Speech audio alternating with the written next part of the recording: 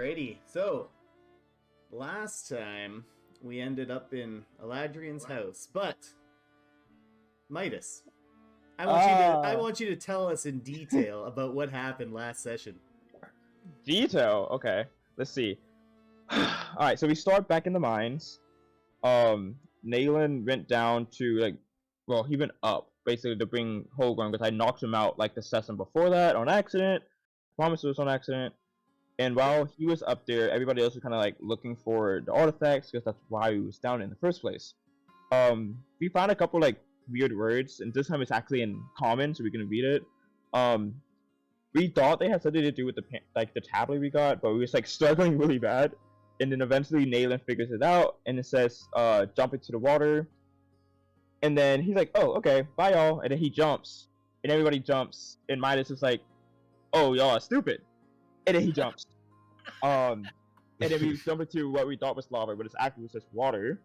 This was kind of crazy. You are so mean for that, DM.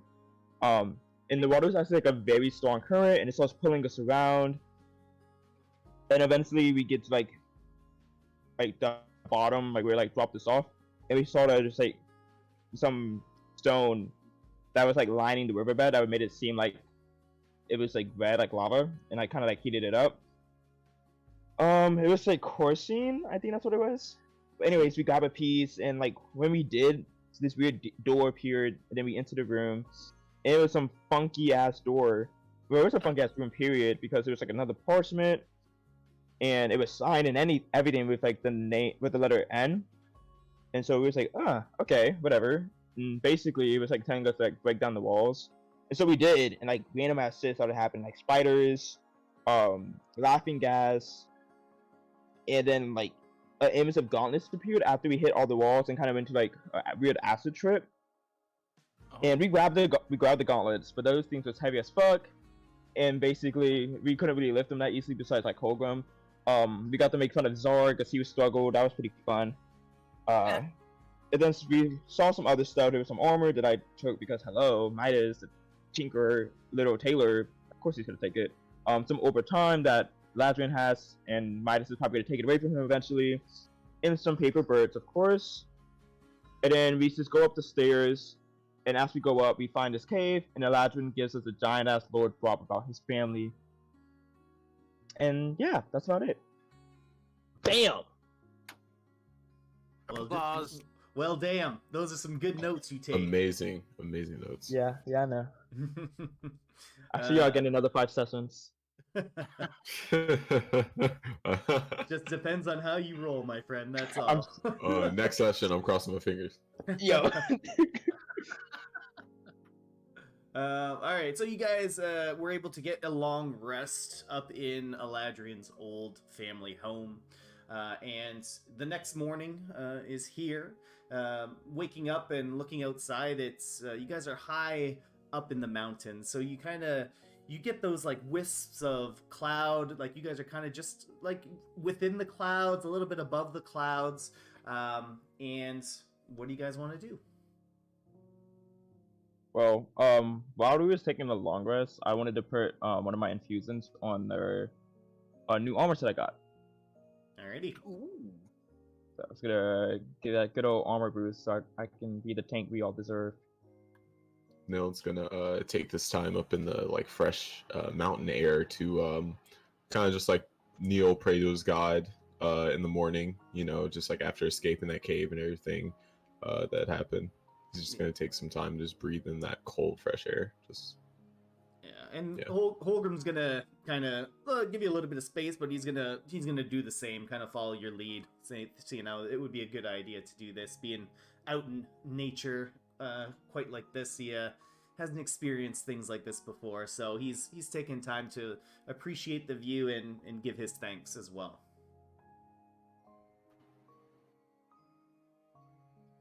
Zar, Ladrian? Ladrian, I am in the back here, standing just in awe still that this is my family home, right? And take out my pipe and my bird flute here, and just going to start whistling a tune through it, so it's carries gently across the morning air, because this is very special air up here at the Suncaster Mountain. It's very, very, very airy. And as you play, it's a different sound than what you guys would normally hear Eladrin play. It's something about being up in this altitude and the way that the flute echoes through the cave and out into the wide open space. It's a pleasant sound, just very different than what you would normally hear from the flute back on the ground. Not that what you would normally hear is not pleasant, but just, different. Because all of my music is pleasant. All of it. You hear me? Yeah. Yeah. That's right. Uh, Thank you. Thank you, friends. Yes, all of it. Good. Zar's gonna snap, and anything will appear on his horn. Be like, okay, buddy, all dry. Anything, he pops up, he looks nice and dry and ready for the next day, or this day today, day of adventure. All right, well, go find some food or something. Gotta put you to work. All right, and anything takes off out of the entrance of the cave, and he's kind of a little bit lost as to where he should go, but birds have a keen eye, and he starts heading down. And then I'll just kind of stoke the fire and listen to Eladrin's beautiful tunes.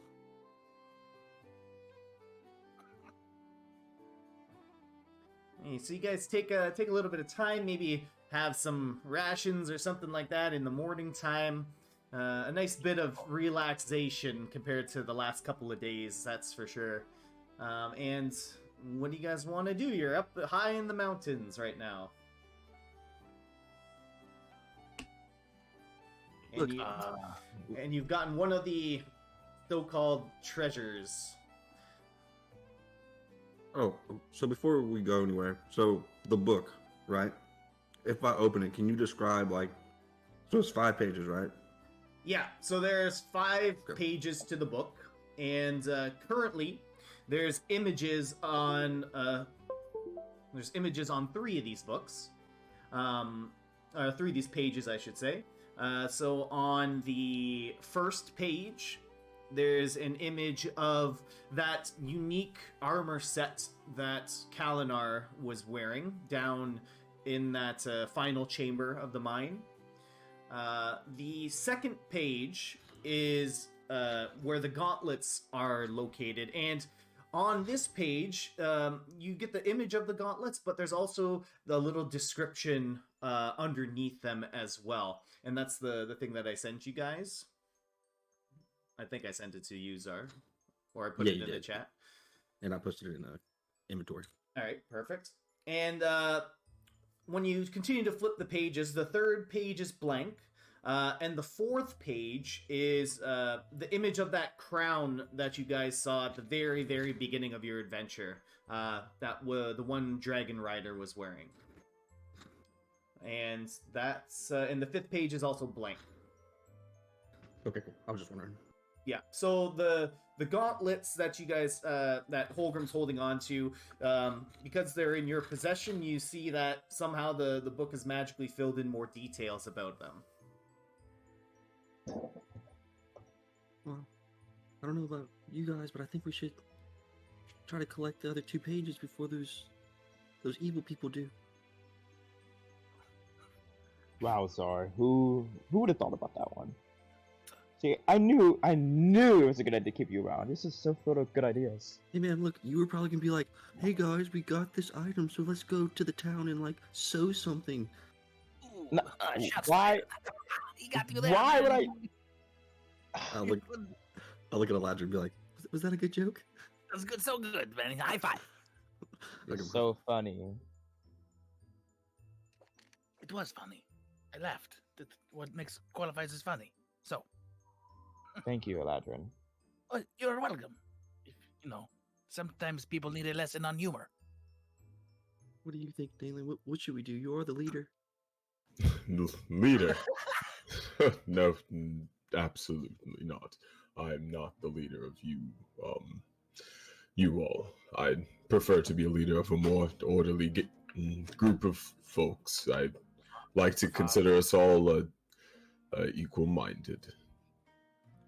That being said, I do think we should I do agree with Czar, and we should get those two. Holgrim's gonna chime in and say, well, I guess the first step in that is getting down the mountain, and Eladrian, you seem to know these mountains quite well. Maybe you can lead us down. Yeah, of course. I know these mountains like the back of my hand. And as I walk out of the mouth, right, I'm like, follow me. I slip on like a couple of rocks and almost topple over the edge. I'm like, oh, yes, the back of my other hand. Nayland looks around just to see if there's any like easy way to leave the mountain that doesn't involve following this person. Okay, so I think we should revisit another plan that we had earlier, yesterday actually. We should jump off the mountain and then Eladrin, cast Featherfall. I think that's the worst idea. I agree. Nayland, I think it's your turn to make the idea. Or anybody other than Czar. I mean, Fine. I'm it is a sure. great plan. I'm sure, Eladrian, you do know your way down these mountains, right? Yes. And there are two ways. There is the fun way, and then there is the boring way. The boring way it is. Fun way. Boring way. Let's go. Okay. So does everybody have a shield? Nayland holds up his like, Holgrim Okay, holds up so- his. This is what we do. Okay. I So you look at take- Czar like, You take the shield. You put it on the ground. You No. jump on it. I and don't. Then, like surf down the mountain on the shield. Okay. That is the boring way. and that's boring. and what was the fun way? Oh, the fun way is we all go over here to the edge of the mountain, right? There is a very famous cliff. It is Stonecaster Cliff, and we jump off, and then just like all of the breeze leaves have done in the past, we cast Featherfall, and as we land at the bottom, we are totally safe. I like that way better. That is the fun way. Holgrim's gonna look over to Eladrian and look back to you, Nayland, and says, I mean, when are we gonna come up here next to do this? I am not a thrill seeker. This party is filled of crazy asses. And Holgrim's gonna chime in, not a thrill seeker. I just remember just yesterday, you were the first one to jump into the water. Not to seek thrills, but to seek answers. Oh, and you don't think that this will answer the question of if I'm right or not? I know that jumping off a cliff makes us go down a mountain. Yes, but we will be safe at the bottom because I will help us. Ready? On 3. Okay, everybody? 1. Is it gonna answer anything? It's gonna answer whether hell is real or not. Eladrian, no! Nayland just like follows Eladrian because he knows that's probably his only way down. What are you gonna do, Midas? No. I like watch as they start like falling down and it's just sigh like every time.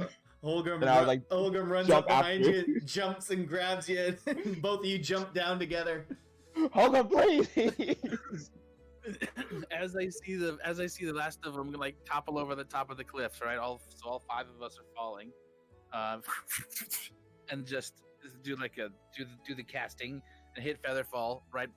I guess, and then we all come to the bottom, safe. You see, like it's a baby bird in flight for its first time. You guys did wonderful. You see, we are here, we are safe. We saved, like hours of time, plus a lot of calories. That way, it's easier. Yeah, good job, guys. You did it. So as Featherfall's cast, you guys are gently floating down to the ground, like Mary Poppins style. You're just gently floating down, following the wind, and on your downward approach, you guys can hear numerous voices coming from the outside of the entranceway to the Stonecaster mine. And off of where the cliff face was where you guys jumped from and are currently falling down, you guys are just coming onto the edge of the snow sunbird woods. And once again, you hear a loud echoing of lots of things, lots of people moving and things like that, and it's all coming from the direction of Stonecaster Mine. And throughout the cavernous mountain range, you hear the following. Vrento guards, on me. If what Sergeant Ice says is true, we must be on our guards. And with that, you guys gently land on the ground. And what do you guys want to do? I give everybody a high five. A high five.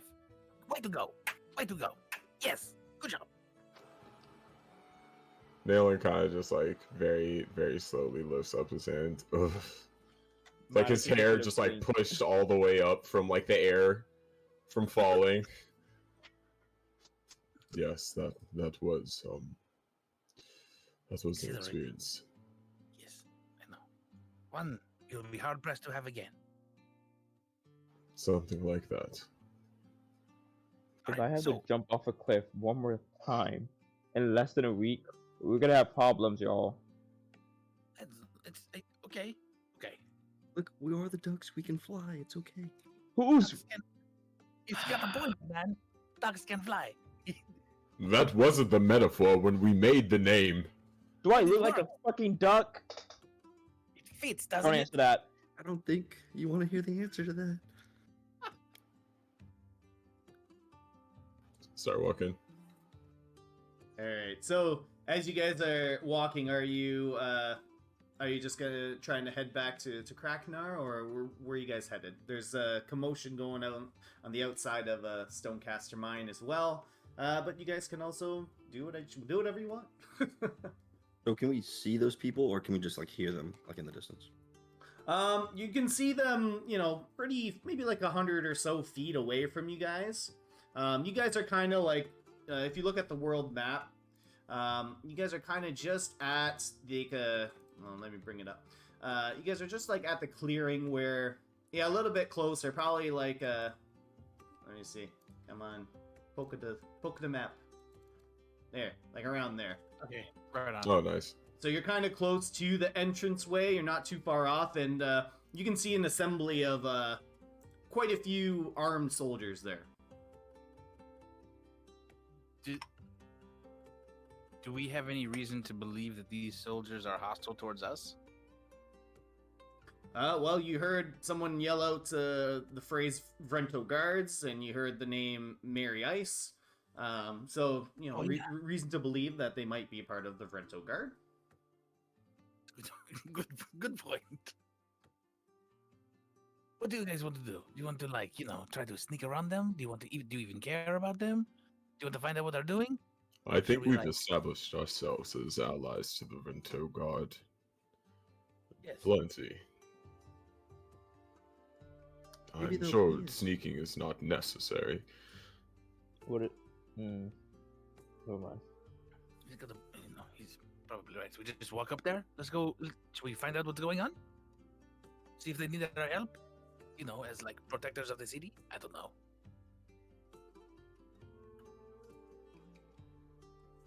Maybe they want to hear a song. Yes, maybe they want to hear a song. I'm going Eladrian. to go and sing them a song. Eladrian. Come on, let's go. Here we go. Wait, no. Maybe we shouldn't. Wait, Roll performance for me, Eladrian. 13. All right. So, you begin playing which instrument you playing? Just my bird pipes, my bird flute. All right. So you begin to play your bird pipes, and it doesn't sound quite as nice as it did up in the echoey mountain tops, but it has a very nice melody to it, and that does capture the attention of some of the Vrento guards there who hear and see an approaching group of people, and about 20 of them kind of rush over to you guys with swords drawn. And they reach you guys, and kind of within like 5 feet of you, they're holding their blades to all of you, and say, "Who goes there? Who are you?"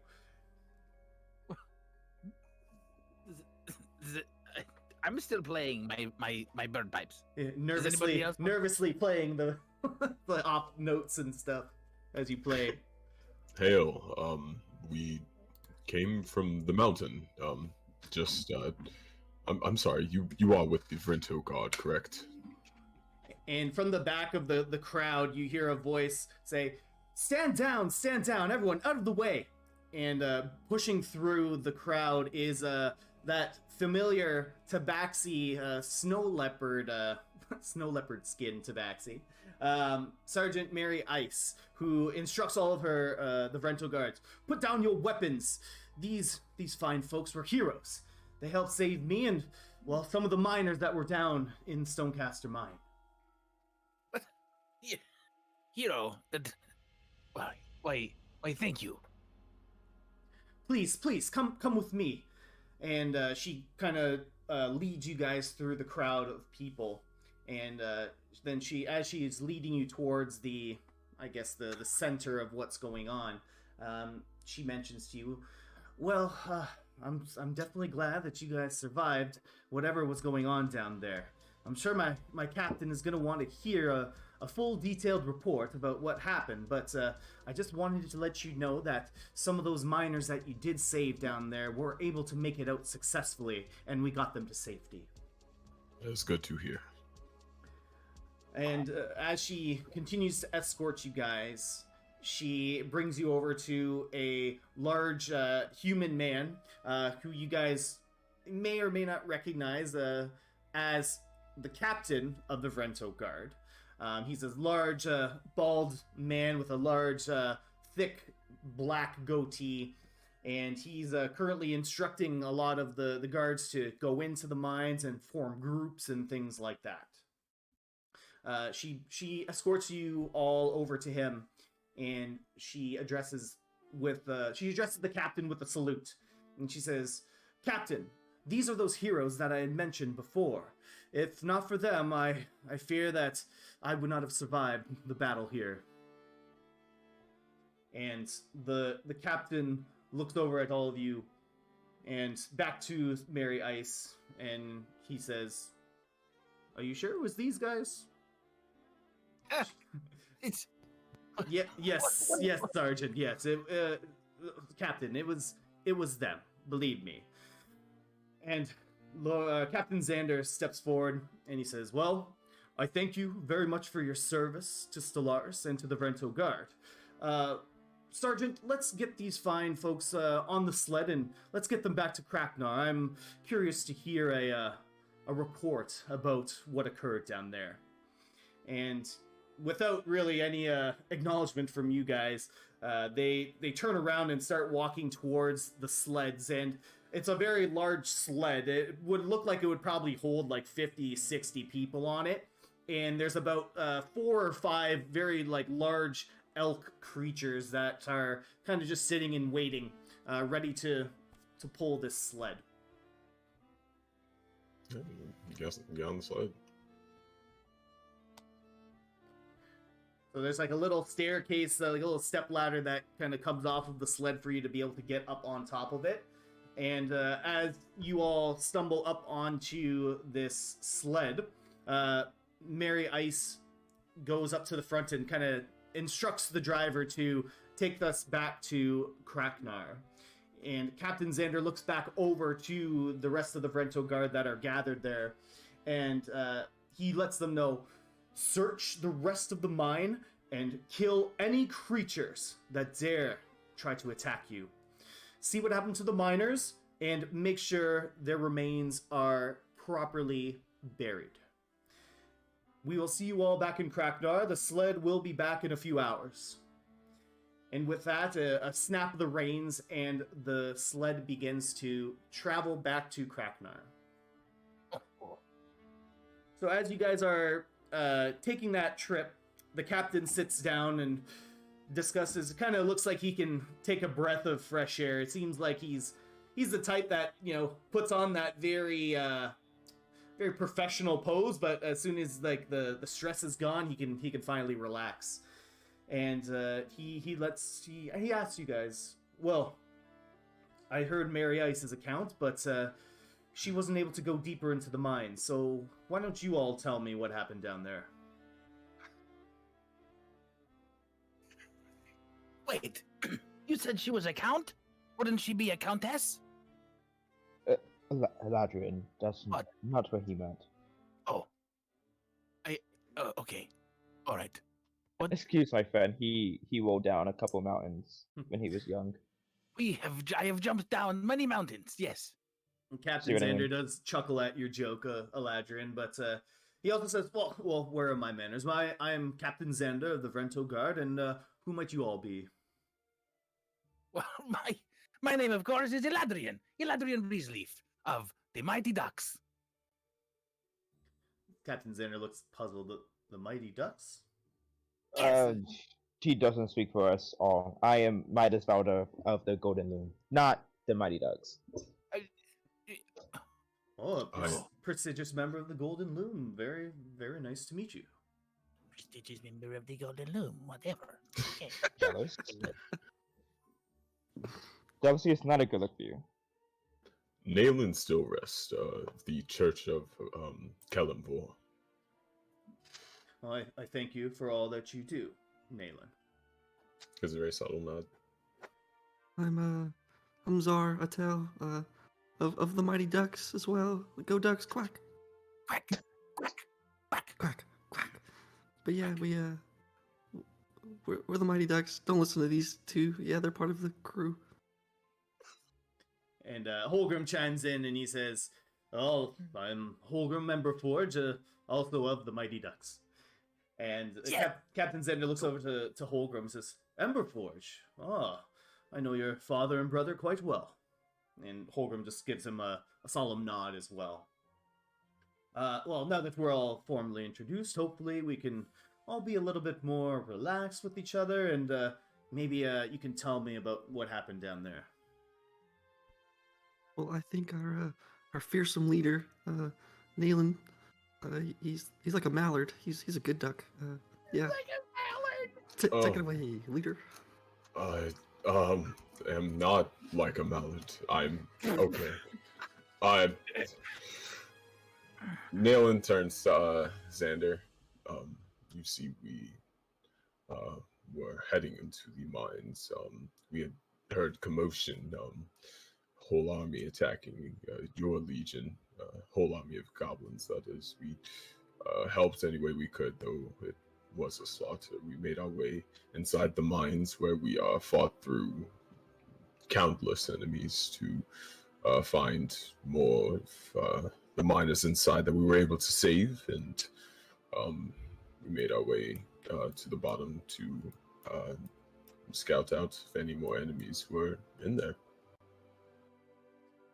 And Mary Ice kind of steps up and kind of sits beside you guys, and she says, "That's right, sir. If it wasn't for them, I don't think I'd be here."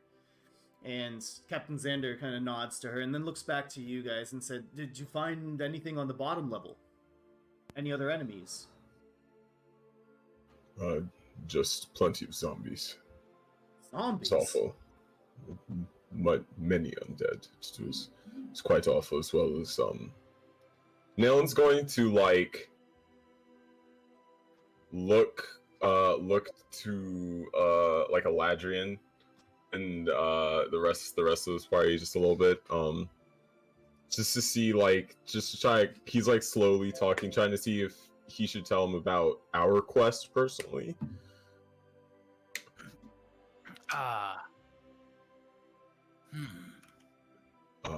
And we found did we Paper.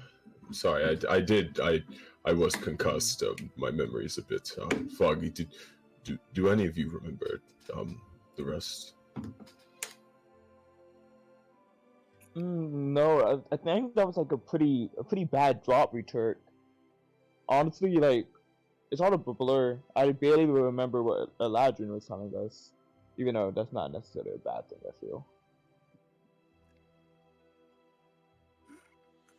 Holgrim will chime in and he'll say, "Well, Captain, you know that I'm from Kraknar, and I just wanted to show my friends the mines. Little did we know that there'd be a battle raging on there, but thankfully all of us are quite skilled in our own way and are able to take care of ourselves."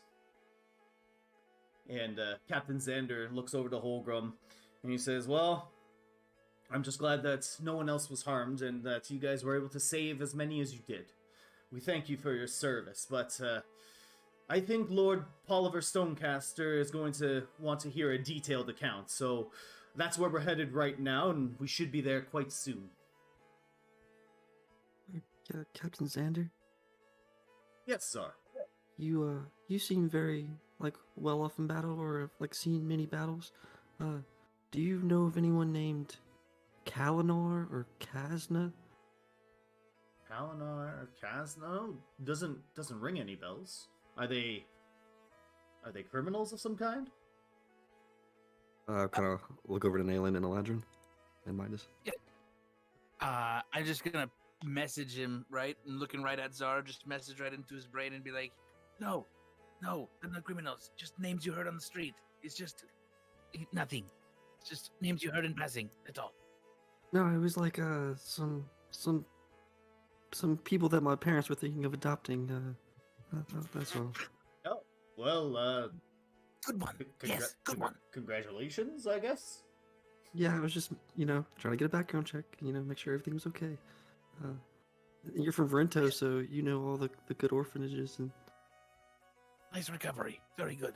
Well, I've spent a fair bit of time up in Kraknar. I've kind of made a name for myself up here. A lot of the people seem to like me, and so well, I hope that your new siblings are quite the joy that you guys are, because it's nice to have less stuffy company. Everyone always has to salute me and give me all this kind of respect. It's nice to just kind of be able to have a conversation with someone. Joy is definitely one way of describing them. Can I do an insight check on this guy to see if he's trying to get any information out of us that he thinks we're hiding? Yeah, sure. Roll insight. So 14. All right. So on a 14, you can see that he's genuinely interested with what happened down there. But seems to be more worried about people's health and well-being more than looking further into anything. The fact that you guys, helped save Mary Ice from the battle definitely puts you in a good light in his opinion. Nice. And as the ride goes on and you guys continue to make small talk, the city of Kraknar comes into view, and Captain Xander says, well, nothing like an elk sled ride to make the trip up to the mines a lot faster than walking, that's for sure. Is this an open sled, or is it enclosed like a carriage kind of thing? It's like an open sled. Okay, cool. Ladrian is just looking around like, oh my god, so many things have changed since the last time I've been here. Wow. Totally oblivious to what else is happening in the cart. Or sled. And you guys pass the sled stables area. You go all the way past it, and you are led pretty much right up to the edge of the city, where the sled comes to a stop, and Captain Xander beckons you all to follow him to Lord Stonecaster's estate. So as you guys make your way to the estate, the large iron gates open up, and entering into his front yard, there's lots of lovely topiary there. Most of them are covered in snow, but you can tell that there's some kind of plant growth underneath it. Lovely stained glass window and large brick exterior of the home. And as your party approaches with Captain Xander and Sergeant Mary Ice, the large double doors of the estate open wide as a few servants open the door for you. Captain Xander nods to them and proceeds inside, and you are led into what looks to be like a study just off to the right of the main entranceway. And sitting behind a desk is Lord Polliver Stonecaster, a large kind of portly man with thinning hair and very thin and wispy goatees, and looks pretty greasy, not gonna lie. And Captain Xander gives a big kind of stands at attention and gives a salute to to Lord Stonecaster, as does Mary Ice. And Captain Xander introduces you all to Lord Stonecaster.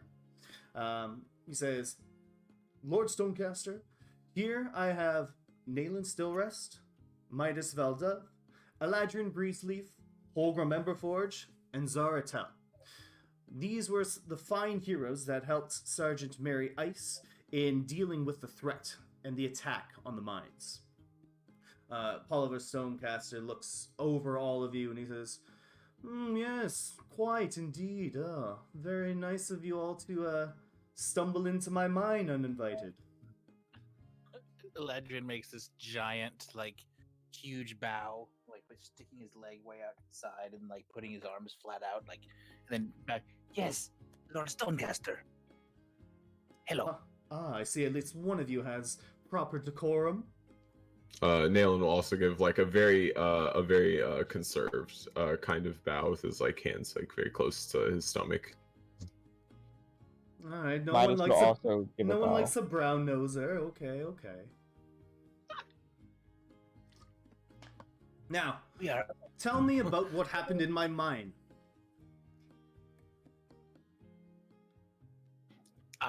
What happened in the mine? What is your idea of what had happened in the mine? And we will tell you what is right or not. How's that? That sounds like a good idea. Well, the last I heard, Sergeant Mary Ice was doing battle with, what, goblins you said, Sergeant Ice? Oh, so many goblins. Oh my gosh, 30, 40 goblins. So many, like a battalion. So many goblins. And Mary Ice steps forward and says, yes, sir, these fine folks were, I guess, just happened to be in the area when the battle was taking place, and they came in just in the nick of time to save me from, well, what was it? What do you think that creature was? It had to be some large lumbering beast of some kind. Yeah, I don't even know what to call it. Huge, scary, stinky, not fun. Do not recommend as a pet. Do not have. You're giving great advice, Eladrin. Thank you. At least, hey, whatever. Lord Stonecaster chimes in, kind of coughs to interrupt you on purpose, and he says, and did they steal any of my resources down in the mine? No one stole anything. We did not steal a thing. Nobody took it. No, what are you talking about? He didn't ask if we did. He said that Oh, they no. did. And Oh, the they- answer that the Eladrin horse. The answer that no. We made sure there was no one to steal anything. Everything was left where it was found. And Uh-huh. and what about What happened? the miners that were down there? We tried to save as many as we could, though there was unfortunately many souls lost in that mine due to the goblins. Oh, well, such a shame, such a shame. I guess I'll have to start the recruitment again. Oh, such a hassle hiring help. But at least nothing of value was stolen from the mines, thankfully. I'm sorry, sir. You must have misheard me.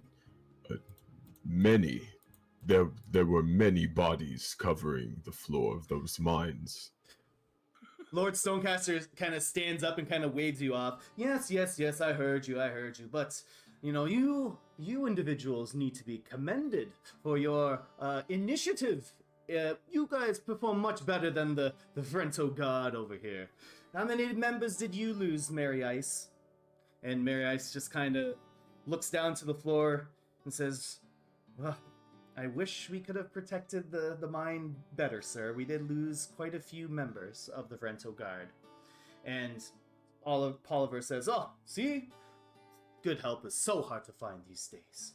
But you five, well, you are to be commended. If it is, let me think here. If you were all to come back tomorrow, I will give you an official commendation from Kraknar, as well as a reward. How about that? How does that sound? I love I your work. like the sound of that. Yes. I like it a lot. Are you gonna hold a memorial for the lost miners and the guards too? Oh. Yeah, them. Well, Good idea. it kind of Show some catches pride you, in you them. kind of catch Polliver off guard with that comment, and says, Of course we will, young man. Of course we're going to do that. Eventually, just not tomorrow. How eventually, sir? You know, in a fortnight or two. We have to Okay. let all of this calm down a little bit. We have to ensure the safety of our people. Isn't that right, Captain Xander? And Captain Xander kind of looks down to the ground, looks back at you all, and kind of through like gritted teeth says, "That's right, sir. We have to make sure the people are safe. And that's why I requested some additional support from Brento itself for Kraknar and for the mines." And Polliver says, very good, Captain Xander. I know I could always count on you. Now, if you'll all please excuse me, I have many matters to attend to. Please be sure to come back tomorrow. There'll be a little ceremony for you all. Now, please, leave my home. Leave my home. I'll like move Eladrin forward, kind of like escorting him out almost. Like, come on, Eladrin, before you say anything dumb. Yeah. Okay. Before we leave, what does his office look like? Office. So it is an extremely like extravagant, like over the top kind of office. You notice that pretty much anywhere that there's a light source, it's a small little chunk of that course scene that's illuminating the room. Lots of books, very fine oak desk that he sits behind. There's a large bearskin rug that you all walked in on. It's like a polar bear, and just fine drapes. Just he's wearing like long, like silky robes, like he kind of just woke up not too long ago. And he's currently, after he asks you all to leave, he begins to light up a pipe and starts smoking it and looking out the window with his back turned to you all.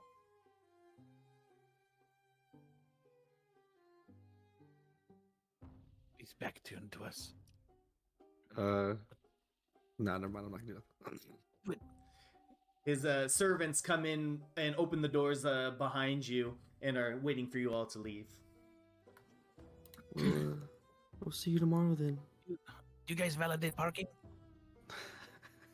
Talk to the servants. Talk to the servants. Have a good night, sir. Good night. I'll see you tomorrow, bright and early. And the doors to his studies close, and the servants escort you outside along with Xander and Mary Ice. Well, Captain Xander says, that's Lord Stonecaster. Wow. So hospitable. Did he at least tell the people What a gentleman. what happened in the mine, or is he gonna tell the people? Oh, no, we'll be sure to tell the people, of course. We'll force his hand a little bit. He did not seem to give much sympathy to their loss. Well, Lord Stonecaster's family has owned the mines for many years, and as you know, sometimes when people get a little bit too powerful, they feel a little bit better than others. You can say that again. Mary Ice and Xander look over to each other, and they say, well, we have a few matters to take care of at the garrison, but we do hope to see you there tomorrow. We'll be there as well. Lord Polliver Stonecaster usually does make good on his promises of reward and things of that nature, so it would be in your best interest not to miss tomorrow's events. Of course, we'll be here. Not like we have anywhere else to go. All right, and with that, they nod and they give you a salute and they head off. And what do you guys want to do? I'll look to like the rest of the party and just start talking to them. Well, now that we're finally alone, we should probably figure out what the game plan is. I know we have to stay here for another day, but we are carrying, one of these crazy artifacts around. I elect we deposit it. We deposit it as soon as we possibly can, and go forward to the other artifact. What do you all think? I believe that's a good idea. No offense, Eladrian, or to you, Holgrim, but I'm kind of over this weather. I'd rather be in nice, warm Brento again. It is okay. I understand. Holgrim nods at you and says, "It does take some getting used to living here." Well, what do you mean by deposit? Like, give it back to the Crimson Sun? Well, it's not ours, Zara. Indeed. We are just collectors. Holgrim kind of chimes in and says, "I don't know, guys. I felt pretty strong using those things, those gauntlets." And how do you feel afterwards? Well, I mean, I was a little bit tired, but nothing a nap didn't fix. Uh-huh. And what are we going to do with those gauntlets? That was a pretty hefty nap, my friend. We might. We can use them on Kalinar and Kazna, because he has one of those items, and the best way to fight fire is with fire. And what if they win and take it from us? Then what? That's Wouldn't the better idea be to avoid him entirely? No, we have to collect. We have to collect his too. We have to kill him. Oh, I'm sure we are more than capable of passing judgment upon that evil individual. That being said, I don't think it wise we keep this artifact from our compatriots in Brento. We are the chosen, though. I feel like the chosen should be. I still think they rewarded. just picking just random people for that. I mean, no. I kind of like gestured to all of us. I mean, do y'all blame me for thinking that way? Come on, man. You know. My eyes linger on Zara a bit longer than everybody else, though. I mean, if we are following events, only one of us could use the gauntlets in the first place. Perhaps we are chosen by these artifacts. Exactly. Holgrim was chosen by the gauntlets. He should be the protector of them. Well, I mean, I don't mind holding on to them, Holgrim says. But what if they just put targets on our backs? What if that duo just come after us now? One in the gauntlet? There's, I'm sure, plenty of target on our back. And they've seen our face countless times, and we've seen theirs. Though I don't think they regard us as a threat just yet. It seems they're just playing with us. And Holgrim, hearing you say that, Nayland says, maybe it is best if we give these back to the Crimson Sun for protection. For See? protection. And I, Look at somebody think for once. What does that mean? You jumped off a cliff. We are Twice. alive, aren't we? You Twice. followed- that And we means are not you any don't worse think for either- wear. And we are here a lot faster. You're We- welcome. Because do you not remember? Mm-hmm. What? who are we to Never mind. mock Ladrian's family culture and jumping off cliffs? What about jumping into what we thought was lava? You don't What? mock the leader, man. I thought he wasn't the leader. I'm not the leader. He is. He's the mallard. I'm not a mallard. I'm not a leader. We are all in this equally. We all Yeah, all pull in- the same weight. Some more than others. The best kind of leader doesn't think they're a leader. You know. Then we can all be leaders. That's right. I don't know if I want to be the leader of a group called the Mighty Ducks. Full offense. Well, you're here.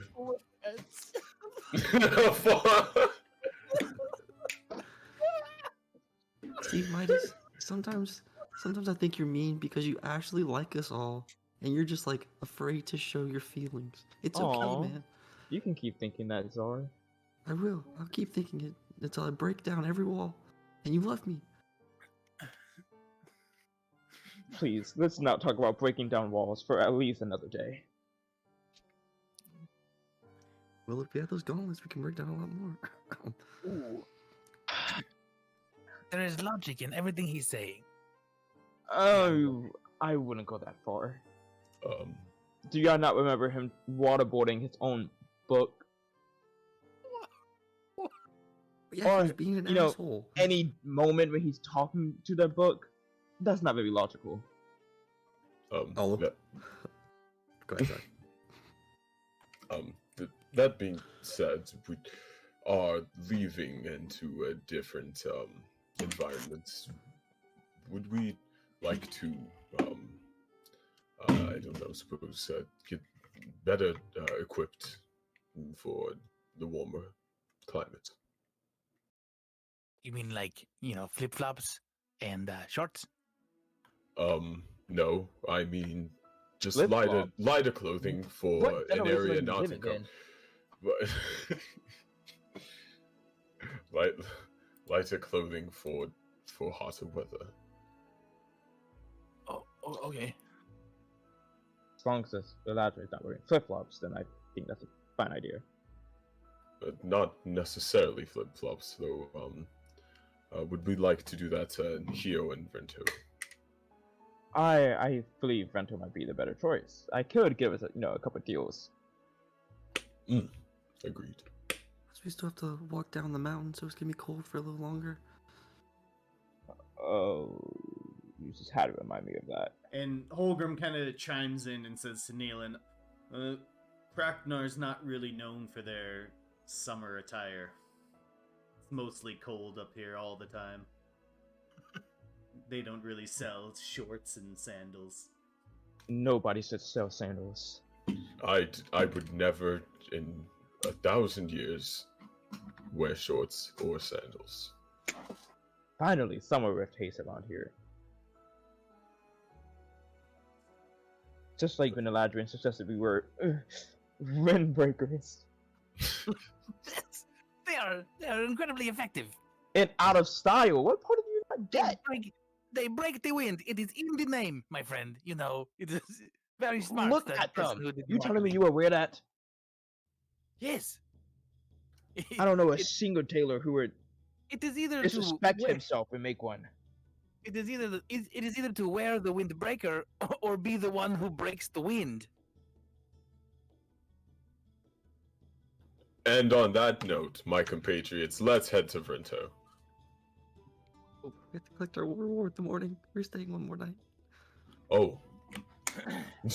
Never mind. It's okay. I would want to head to Brento after hearing Galadrian speak. Yes, sorry. I was just so discombobulated. I didn't know where I was. You, It's okay. You guys- You hit your head a few times also. And so did the orcs. we have those. We can sell that stuff that we got from the mine. I say that very softly to the group of us that we no one hears. Wouldn't you think that would look suspicious? So what, sir? Oh yeah, the Azurite. Or should we wait till we get to Ferento? I might be able to get it for a better price, but also, no offense, but you don't know who knows who here. There could be eyes in the wall. We could sell it to Holgrim's family, because isn't your family here? We did claim that we took nothing from the mine. I think it might be best if we take exported goods elsewhere. And Holgrim chimes in and says, "Yeah, that's the Stonecaster family's been in Kraknar for a long time. They have lots of influence, and if I know one thing about their family is they love their money. So we should probably hold on to those things, at least until Vrento. Besides, I feel like we could sell it for a bit more, Frento. Some people here have to pay off their debts anyways. Oh yeah. Okay. I guess that's fair. And if y'all want new clothes, y'all might want to stop somewhere good.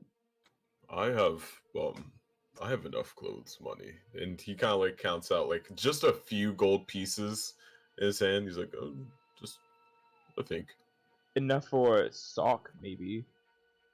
A sock. Wow. A sock. I don't dress as flashy as you, Midas. I perform. I prefer form over. Sorry, function over form. I don't know what you're trying to say. As you can see, my clothes are form-fitting too, and very functional. So as you guys are talking, we're gonna fast forward time a little bit. Yeah. I know you guys could banter all night long between each other, but we'll fast forward to the next day. You guys headed back to the Icy Elk Inn, where once again Soldara, Holgrim's future sister-in-law, is had the rooms ready for you guys, expecting you back. And the next day is upon us.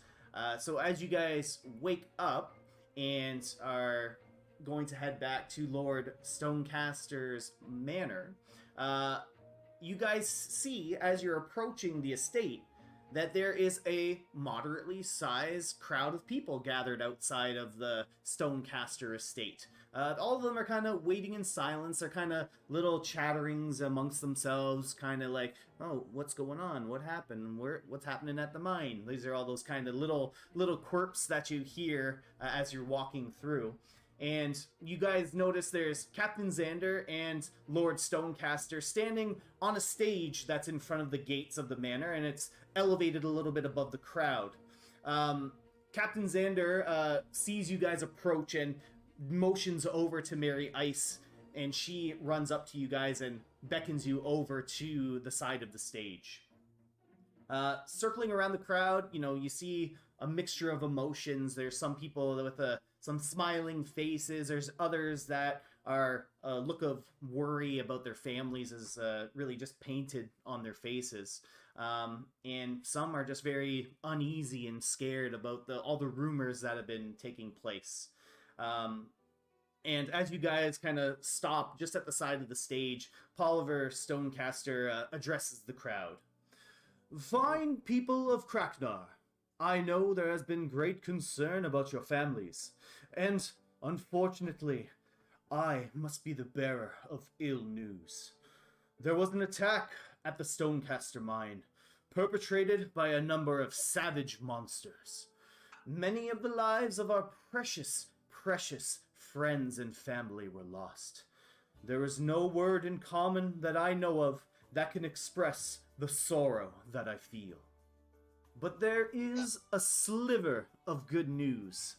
Some of the miners were saved, thanks to the brave actions of the Vrento Guard.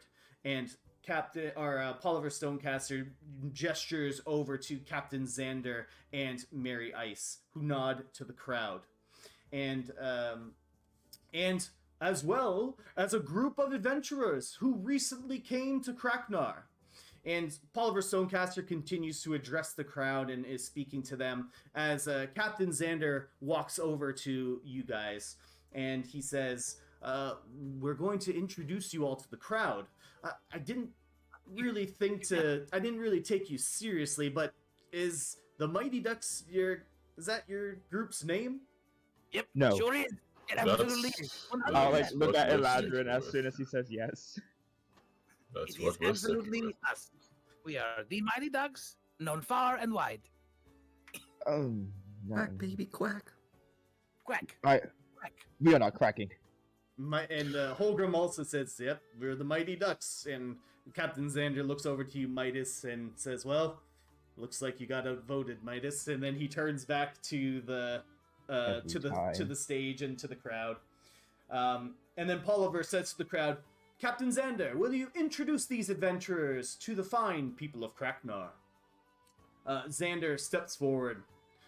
Greetings, everyone. As Lord Stonecaster says, there was an attack on the Stonecaster mine, which resulted in many casualties. Without the aid of these adventurers I'm about to bring out, more lives of our precious citizens would have been lost. I'd like to welcome to the stage a name that is familiar in Kraknar, Holgrim Emberforge. The audience applauds, and Holgrim steps onto the stage, and he takes a very slight bow to the crowd and kind of takes his place just off to the side next to Polliver Stonecaster. Naylin Stillrest. And Naylin, as you come onto the stage, how do you kind of greet the audience?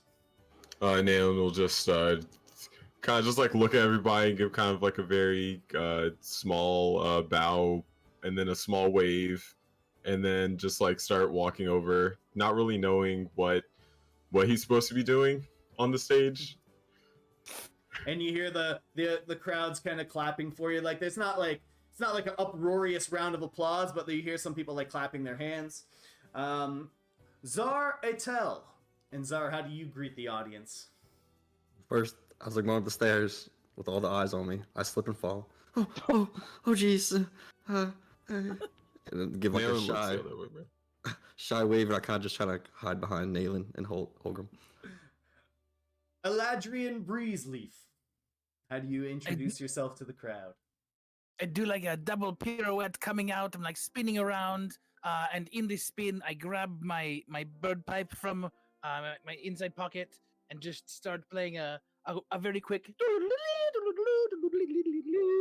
Roll a performance check for me. I'm Absolutely. about this. Can I cast thaumaturgy on him to make it sound louder? Oh shit. 19. Oh, he got it.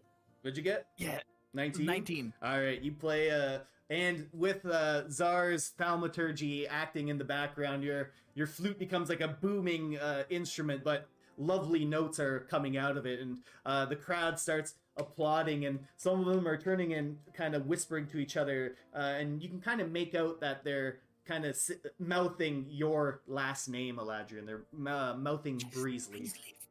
Breezeleaf. And Midas Valdo. So Midas, how do you address the crowd? But I'll walk onto the stage, kind of like doing the peasant hand wave, but also just walking away to make sure that like the brand on my clothes is very visible. You gotta sell yourself, you know what I mean?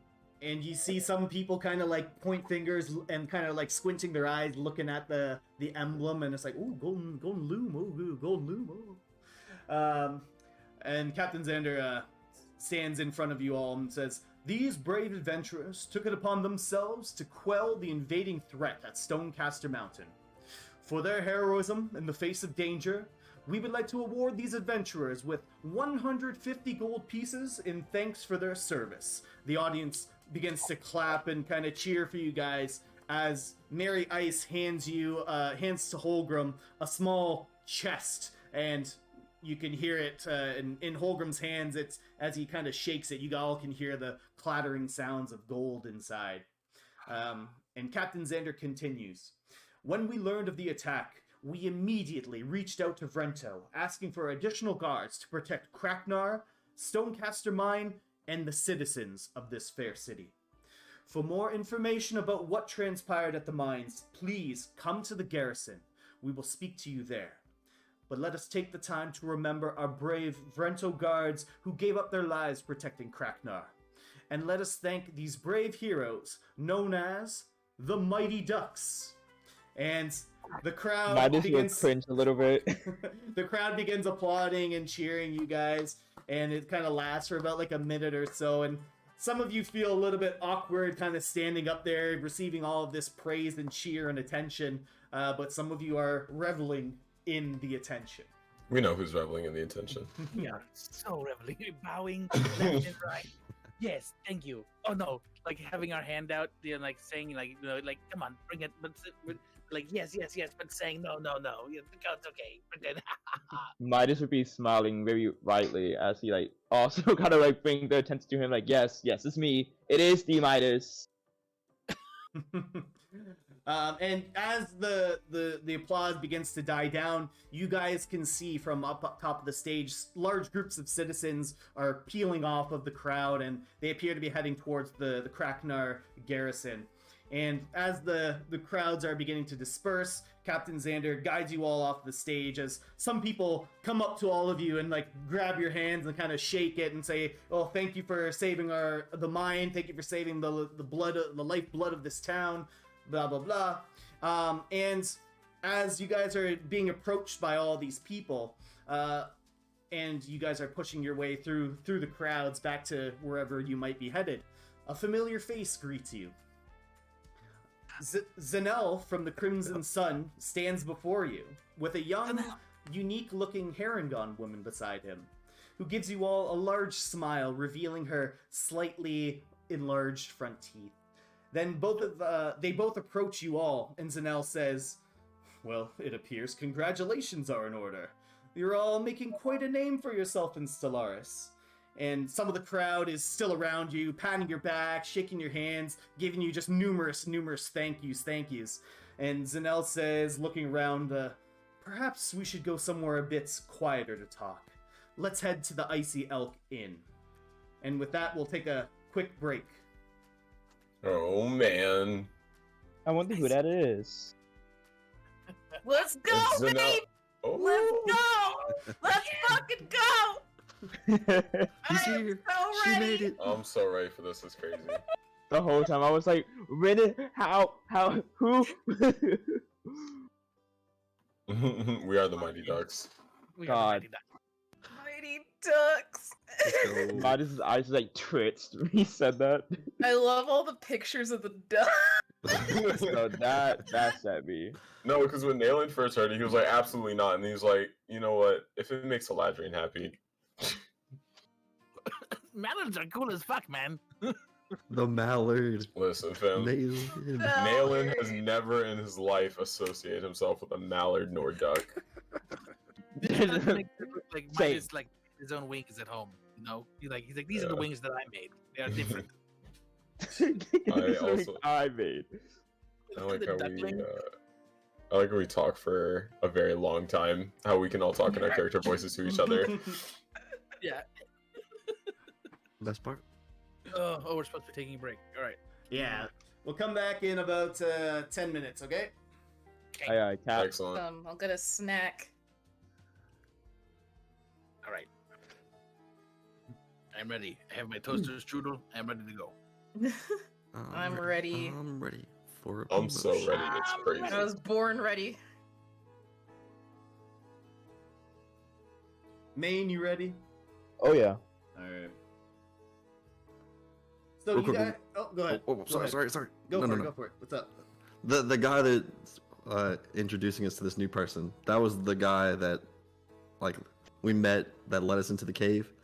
Yep, We- like okay, way okay. back in the first episode. Making sure I forgot his name. Yep. Zanel, Z, because it's Z-A-N-E-L. Ain't no Z's over here. No, you got Zeds. What is this Z nonsense? Wait, you catching some Z's? No, I'm catching some Z's.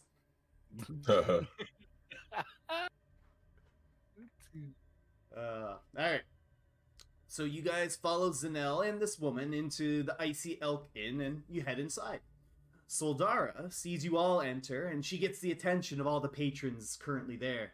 There they are, the heroes of Kraknar. Let's hear it for the Mighty Ducks.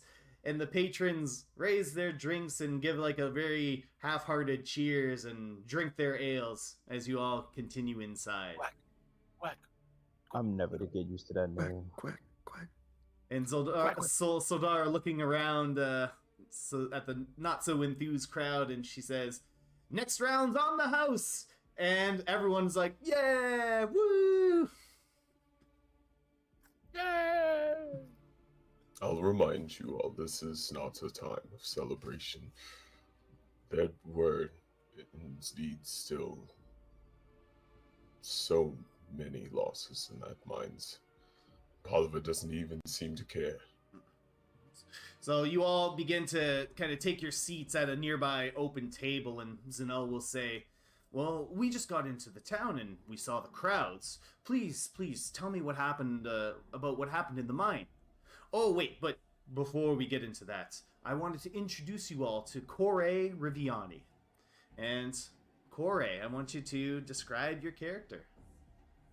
All right, so I have bronze skin and long brown hair that falls down my back and loose ringlets.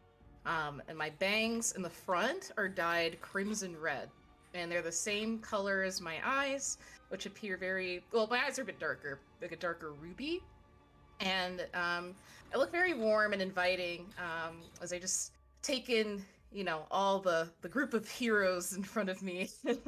And I'm very enthused, very you could tell I'm just jumping to talk, and I also have very large, fluffy bunny ears and rabbit feet and a very fluffy cottontail that's just been kind of wagging the whole time as I've been walking with you all.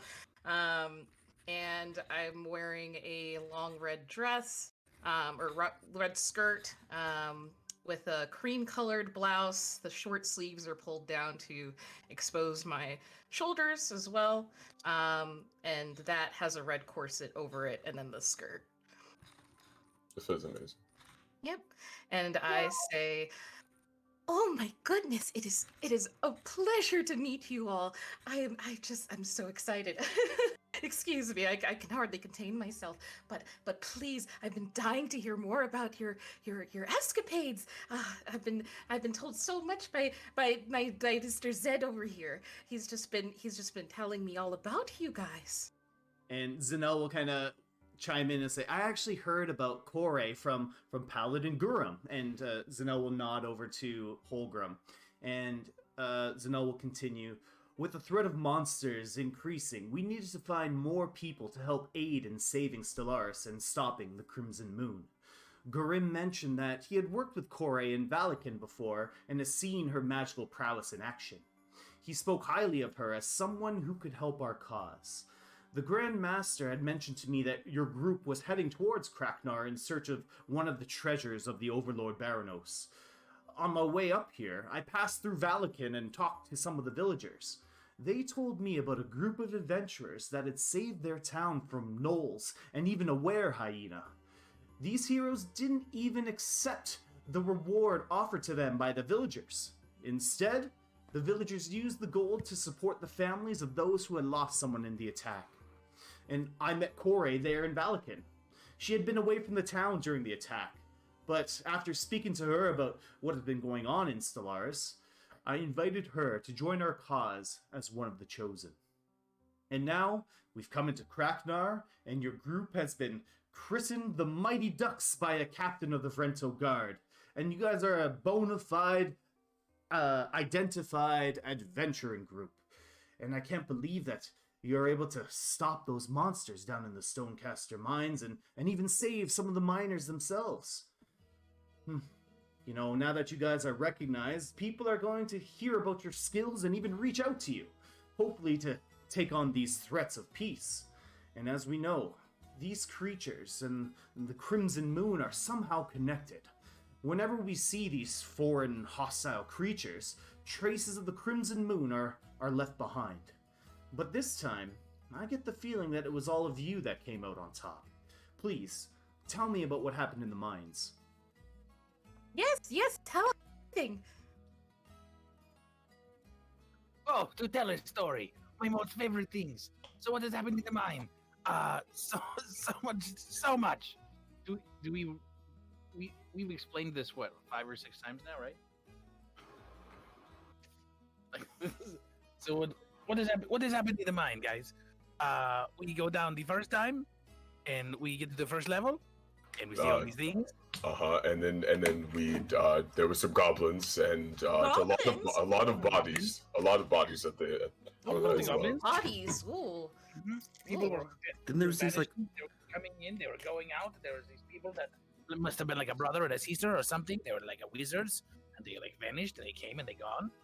I Crazy time. immediately clasped my hand around Eladrian's mouth, just like as he says that.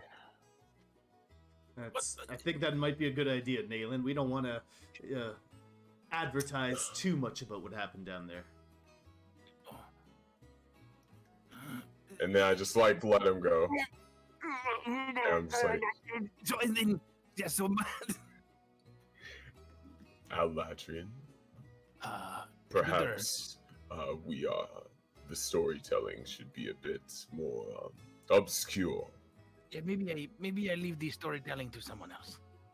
Just for this. So Just for these. Zenel chimes in. He says, "So there were monsters down there as well, then." No, there was these huge goblins with tusk on them. What the hell is that? Goblins with Yes. tusks. Goblins with tusks. Yeah, it was like a goblin rhino, or not a rhino, a goblin boar. It just looked like a bigger goblin to me. Well, we don't have many of these on Stellaris, but over in the mainland, they have creatures that are known as orcs. Now, Paladin Gurim shares some similarities to these orcs, but the orcs that live on the mainland are quite ferocious and bloodthirsty. Is that kind of what you experienced down there? Would I know anything about the orcs from the mainland? Roll history. Okay. I got that's a 3. That's a pretty. So you have never experienced them yourself. Once the name orc was heard, you kind of like orc. Okay, I've heard that word before. Would I know from Yeah. my adventures out there? Should I? With your travels, Eladrian, going from island to island on your pirating adventure, you probably haven't really run into orcs, but you've run into a lot of other kind of creatures out in the world, but not orcs specifically. Okay. They definitely do seem ferocious. I came face to face with one while in the mines. That was, I mean, not scary at all. I've handled it very well. Well, I chose you all for a reason. I knew you guys could get the job done. But did you guys find any information about the sacred treasures? Was there anything down there? Before we start talking about that, can we make a perception check to make sure there's no one watching?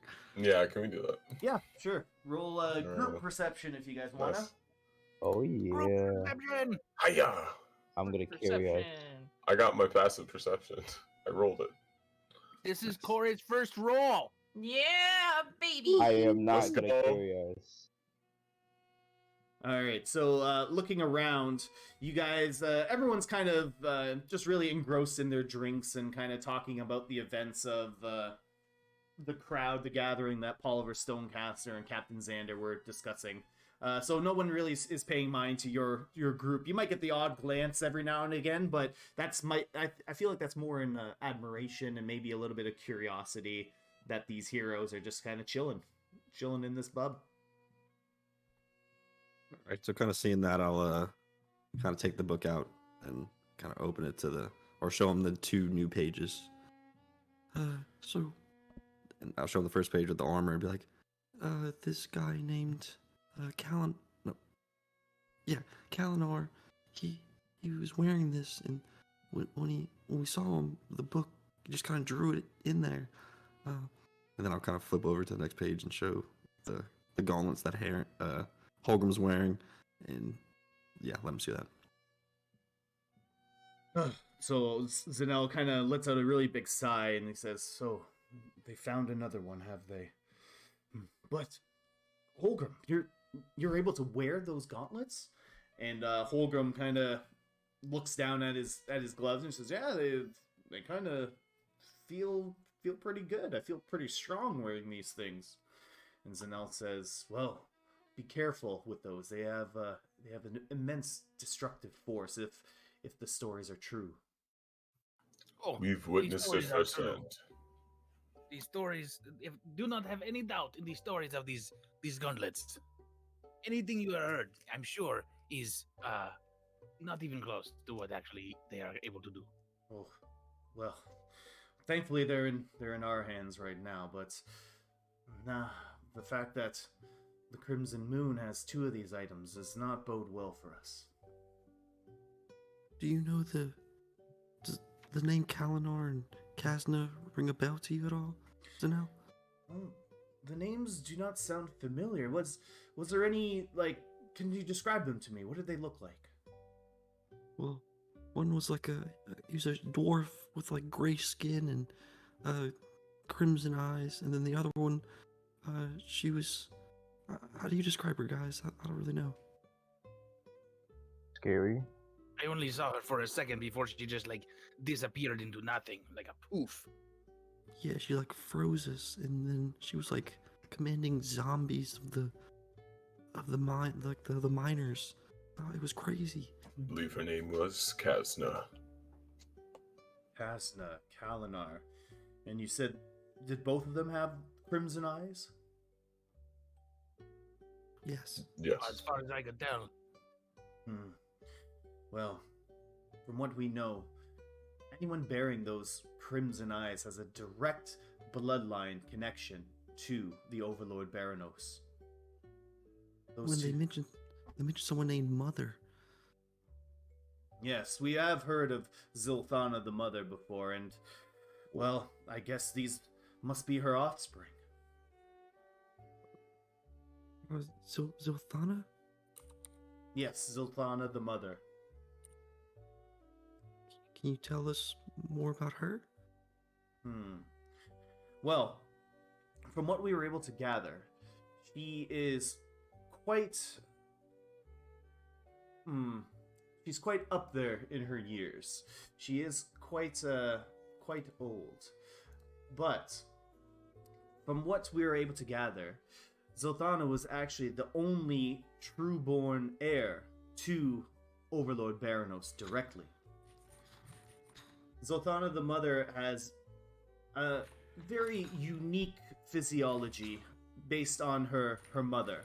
Overlord BARANOS himself was a high elf. He was a very noble man back in many years ago, and he was blessed by Stellaris itself, granting him immense magical power. And unfortunately, he was never able to sire any progenies until he met Zilthana's mother, who happened to be a human. And, you know, just based on our own Crimson Sun training, we know that the... Zar, you are typing so loud. I am so sorry. That's why I pushed to talk on. I got a mechanical keyboard over here. Oh, man. My bad. That's I'll mute alright. it. It's just funny. I just heard clacking the whole time. But I'm glad you're taking notes. You didn't get caught. Yeah. We call them Thunder Keys for short. Sorry, guys. No worries. So the Overlord BARANOS was apparently able to sire a progeny with this human female, but apparently the human female passed away during childbirth, and at the time that his daughter was born, she, Zilthana, was also blessed with these crimson eyes. And Lord BARANOS took that as a sign, a blessing of his own righteous magical power. And that is when he began to wage war upon Vrento and Stellaris itself in his crusade to rule over Stellaris. But other than that, all we know is that she has been in hiding ever since that day when Lord BARANOS was struck down.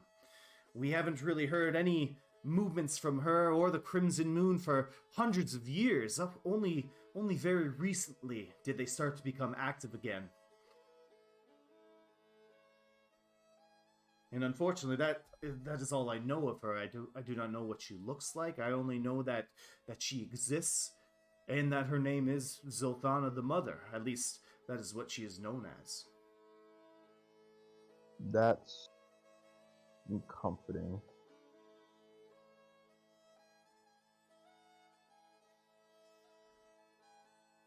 She sounds like a very scary lady indeed.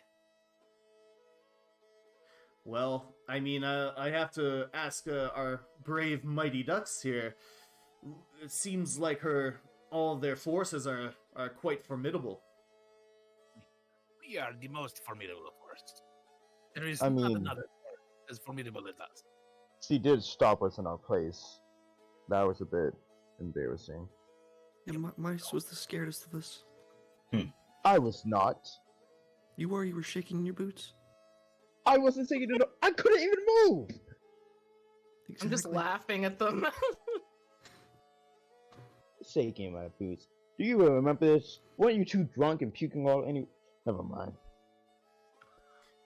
Well, be that as may, whoever was the most scaredest, It was sore. we know that anyone Minus. anyone born with these crimson eyes possesses immense magical power. So it is best be on your guard if you are to encounter them. They have paralyzed us at every encounter. Every time. There is no guard against these people. They Hmm. are powerful beyond recognition. There is one guard, Dante. I mean, Nayland.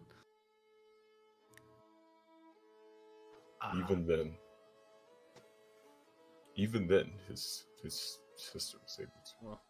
Well, that's all the more reason to ensure that they do not get these sacred treasures first. I fear what they would be able to do if they were to collect all of them. And now that you're all in possession of one of them, I really suggest you bring that down to the Crimson Sun Temple where we can seal it away. That's what I've been trying to tell them. Agreed. I'm sorry, but Nayland looks over to Corey. What was your name again? It was Corey, right? Yes, it is Corey. Where are my manners? Nayland still rests. A pleasure to meet you. Well, there's no need for introductions. I mean, I saw you all up on that stage. Oh, so glorious. So yeah, no worries. I feel like that is plenty introduction enough. Be that as it may, it's just culture, I suppose. Well, you are very kind. Thank you. I like your ears. They wiggle a bit when Zara says that, and she says, "I can do this with them," and she like kind of just makes them like flop up and down a bit. Oh. Be cool. hopeful. He might propose to you too. Huh? Don't- Excuse don't- me. It's just a misunderstanding. Okay. Yeah. And Zara like. Propose? Oh, goodness, that you seem far too young for that. Yeah, he's like 5. Zara like blush. Like, He can't control himself I'm sometimes. 30. I'm 30. Zar has a record I'm so sorry. For all the size of my ears, I think I'm hard of hearing. What did you say your age was? 12. Um, Like a 30. 13, maybe. 13? Yes, that speaks. Oh, Zar's poor 30. thing. Your parents must be worried sick about you. They Zar's are. a 30-year-old man. He. 13. That's what he says. cannot be I'm serious. pretty sure he's still 9. You cannot be serious. Nayland. Look, I can prove it. I am truly serious. What do you mean by that, Zar? Look, How and do you prove it? he'll open his book up. Be like, book, how old am I? All right. I'll like grab put my hands on top of Zar's and like uses his own hands to close the book. That's not necessary. Miller looks over to Corey. I wish I was not being serious. I wish he wasn't 30. I wish he was younger. It would explain more of his action. Did he just try to ask the book? It happens a lot. We try to keep it to a minimum.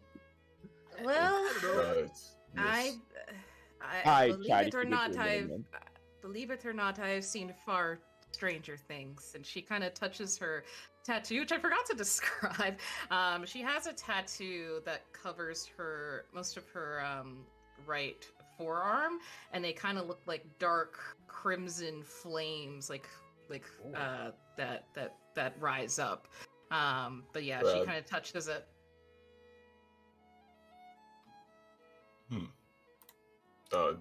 story behind those? Ah, a very long one. I do not wish to bore you with it. But You just come up to know, them? I am more than capable of accompanying you all. You seem to be in need of a new adventurer, and I can do. I have many magical talents.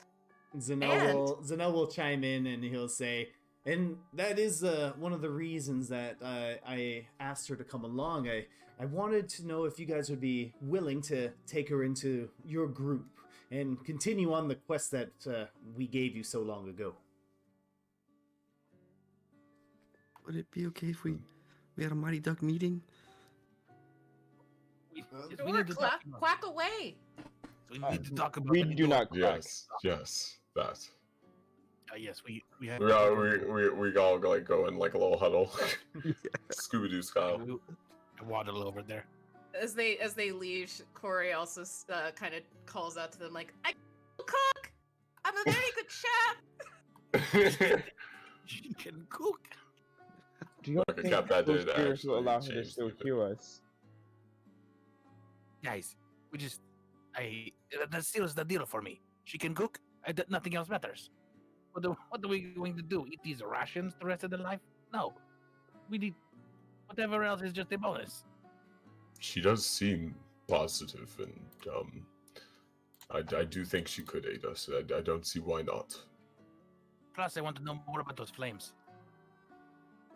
Yeah, we need more of like a positive attitude in this group. And he'll glare at Midas. Mm.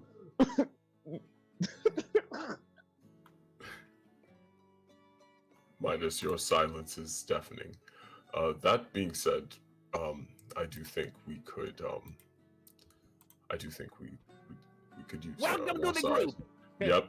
And Holgrim also says, I think she would fit in quite well, you guys. Oh, Uh, good. Yeah. I will agree, but only in one case. Whenever we do, the whole splitting up thing, she gets a Ladrin. What do you mean splitting up? We don't. You and me, we are at the hip, my friend, forever. Not by choice. Oh yeah, what time is it? Oh, it is. Oh, maybe about 3. Wait, no! I'll put my hand to his mouth and please, Ladrin. It's just go 1 hour without you saying the fucking time. I'll kind of No. I'll walk over to Corey and kind of sit down next to her and be like, yeah, Eladrin and Midas, they're like best friends, and I'll wipe Mm. the spit from Ladrin on his arm. Nalen's our Are you leader. quite certain about that? Are you quite sure? Yeah, he's just putting on a front. He really likes the guy. I take the Well- spit and just wipe it back off on you with my arm. Like, whatever, man. It was I just guess like people show massaging affection. his eyebrows. I'll I guess people show affection in different ways. I'll punch Ladrin's shoulder with the metal hand, fucking asshole. He's like I'm not brotherly love. healing any of this. And Zanel will chime in. It's like, well, when I gathered all of you guys together, I didn't think you'd all get along so well, but I'm glad to see that don't. it's going well. We are the best of friends. We are not. So do you all Well- agree to take her on? Yes, welcome to the group. For better or worse. I was serious about what I said, guys. Sickness and in health. And blah, blah, blah, sorry. Zaro kind of Which put are his Wait, what? Zaro put his hand in the middle of the table. Crack on 3. I'm not One. cracking. 2, 3. Quack, Quack. quack. Quack, quack, quack! Oh, I am so honored. I've never seen a rabbit quack. I never saw There's first time for anybody everything. quack. The quack sounded really fluffy. And Zanel kind of Right. laughs along with all you guys as you guys kind of get to know each other a little bit. And then after a few minutes, Zanel will mention he'll kind of lean forward and talk to you guys, and he'll say, "Well, there was another reason that I came up to see you all in Kraknar. We've actually heard rumors of possibly a treasure being located already down in Onagas. Now, Where? Onagas. It is on the very southern eastern side of Stellaris. You will have to go through a desert type environment to get there, but we've heard rumors that one of the underground black market guilds over there has found something deep, deep underground. Something like what? Well, we couldn't 100% verify it, but what we did hear is that black market guild, and trust me, we've been trying to get some infiltration down into Onagas for a long time, but they are a not so trusting group of people there. But we did hear that they're planning on holding some kind of contest, and the winner of this contest gets that whatever item that they found. A contest. Yes, we're not quite sure exactly what the contest is, but these are just the rumors that we've heard, the scraps of information we were able to acquire down in Onagas. They're willing to just give away such a powerful artifact as a trophy? I'm sure they're not aware of its dangers. That very well might be the case, Nayland. They may not know what they're dealing with, Kore. Sounds like we'll need to join that contest then. What happens if we see Kalinor there? Don't be so. Suppose we stay away. I'm not sure. Dev. Beat him up? We give him a piece of our mind. Yes. Exactly. Well, we need his armor. Well, let me just What is armor? say one thing about you guys. I've seen you from the beginning of this journey, and I see where you are now. And I feel like you guys will be able to take on any challenge that comes your way. But No Is there buts. a butt coming? oh, Right then. This is why we chose you all. We knew that you can all do this. I told you they didn't just pick anybody. but that they definitely picked though. They picked us, man. They picked us. We are the ones. That- We are the chosen. That They don't doesn't just mean pick anything. anybody off the street, you know. It's okay. It's okay to be wanted and needed. It's okay, Midas. Oh, I know I was needed. Oh, okay. If I wasn't right. needed, Uh-huh. y'all would barely be alive right now. Sure. Uh-huh. Okay. That's funny because I've saved your ass multiple times now. How was that? Well, I didn't need it anyways. Oh. Wow.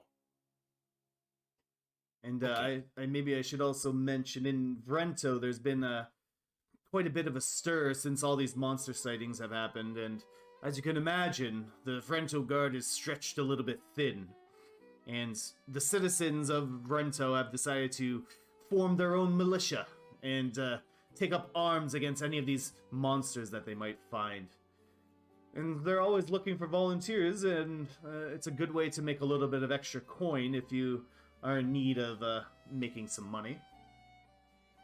I'm sure with your all your newfound renown as the Mighty Ducks, I'm sure they would be quite willing to work with you. Quite willing. Absolutely. It only makes sense. Then, is it to Vrento as soon as dawn hits? To Vrento it is. Tonight, we mourn the dead and celebrate the ducks. And celebrate the ducks. And mourn the dead. And Zanel will More than gesture dogs. over to Soldara and say, "Let's get another round for everyone in the bar. We're here to celebrate today. Celebrate the lives of those that were lost, and celebrate the new founding group of adventurers known as the Mighty Ducks. Mighty ducks! Quack! Quack! Quack! Quack! Quack! And as you guys are conversing and cheering and things like that, Holgrim walks over to Zanel and kind of whispers something in his ear, and the both of them go to a separate room where they're gone for maybe about half an hour to an hour or so, and they both come back and they resume drinking and having a great time with all of you. Kind It's a of party. while everyone's doing that, Zara will kind of slink out of the bar, and I kind of look for a blacksmith. All right, well, you can find one very easily. Yeah, so I'll kind of walk into the door and be like, hello? And someone that looks very similar to Holgrim walks up and looks at you behind the bar, and it kind of catches you off guard really quickly because they're very similar in appearance. And he stands behind the bar and says, "What can I do for you, lad?" You look so familiar. I feel like Can you turn around? I feel like I've ridden on your back before. I'm not going to turn around. Okay, That's sorry, that was a crazy. little weird. My communication skills aren't the best. But my name's Zar. Oh, well, nice to meet you, Zar. My name's Dolthram. Nice to meet you, Dolthram. So I got this piece, or I found this piece of something, somewhere, and I was wondering if you could make it into a ring for me. Okay, well, what is it you're giving me? And I'll kind of take out my bag, and I'll take out this small piece of Coruscene that I got from the mine. I just got like a kind of a small little bit. Yeah, I wanted to give this to someone special. And as you hand him the Coruscene, he says, "Wait a minute, where did you get this from?" It was Wait, are you one of the people traveling with Holgrim? yeah, I'm a mighty duck. Oh, well, Holgrim's my younger brother. What? Your younger brother?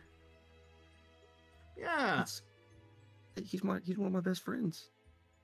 Oh, well, any friend of Holgrim is a friend of mine, but I should warn you, you probably shouldn't be flashing this around out in Kraknar.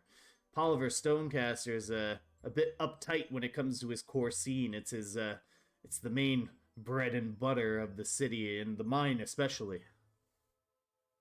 Do you guys use Coruscene here? Well, unfortunately, Poliver Stonecaster likes to hoard a lot of Coruscene, mainly for himself and to export down to Vrento. We're kind of stuck here using the old-fashioned methods of burning wood and coal and things like that. But between you and me, since you're a friend of Holgrim's, I did see, and he told me he was going into the mines. So I asked if he could find us a rather large chunk of Coruscene to help out our dad a little bit back there. And you can hear like kind of hammering in the back, just kind of light in behind the scenes, just some hammering going on. Hopefully, I think he accomplished that task. But that's him for you to tell. That's not. Yeah. So you want me to make this into like a ring, just with this Coruscene kind of on the top here? Yeah, just kind of like it doesn't have to be a lot, just it can be small, but I think it'd be pretty cool. All right, and wow, you were able to get an unactivated piece of Coruscene too. That's amazing.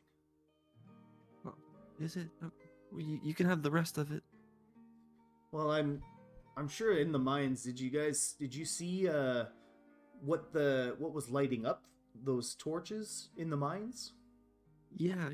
Holgrim he kind of gave us the rundown, and he was very smart about all this. Yeah, Holgrim does know his stuff about this, but what you have here is a piece of unactivated Coruscene, and I'm sure you've seen the ones that are able to generate heat and fire. But Yeah. but there's a special process that only a select few of the Crimson Sun are able to actually do, and that's where all the unactivated Corsine goes. We ship it over to the Crimson Sun, and they do something with it, and bada bing, bada boom, magic. That's amazing. Yeah, I wish I I've- was as good with my hands as you guys were. Yeah, there's It's something very that special those monks do over there that are able to channel magic into these stones, and as soon as they do, the stones will retain that magic and generate it itself. I've seen people make this Corsine into something cold, and I've even seen them generate electricity from it.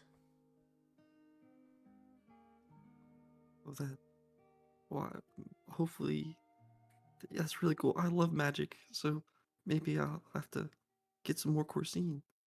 We could Well- probably steal it from that guy. Well, He's I- not the nicest person in the world. He doesn't need it. Yeah, he's definitely not the nicest one in Kraknar, that's for sure, but I wouldn't recommend stealing it. He's quite protective of his mine. The Corsine, it should belong to the mine should belong to the people of Kraknar. Yeah, well, ancient rules and ancient rights of ownership. What are you gonna do? Look, But you have a promise from me and the Mighty Ducks that one day we will come back and we will liberate the city. I Well, think that's what Nayland would say. He's our leader and really smart. oh, okay. Well, God. Jesus Christ. we're not exactly enslaved or anything, but I appreciate Jesus Christ. appreciate the sentiment, I guess. So you wanted me to make a ring for you? Is that what you wanted? Yeah. And no. what size do you want? Well, whatever size your finger is. Oh. Well, no, I'm not proposing to you. I just meant. Wait, this comes off wrong every time. Okay. You're a strange fella, you know that? Yeah, I get that a lot. So is this for anyone in particular, or Yeah, I guess I could tell you. you It's could your tell me? brother. Oh, for Holgrim. Yeah, he's been such a great protector so far. I just thought I'd, give back to him.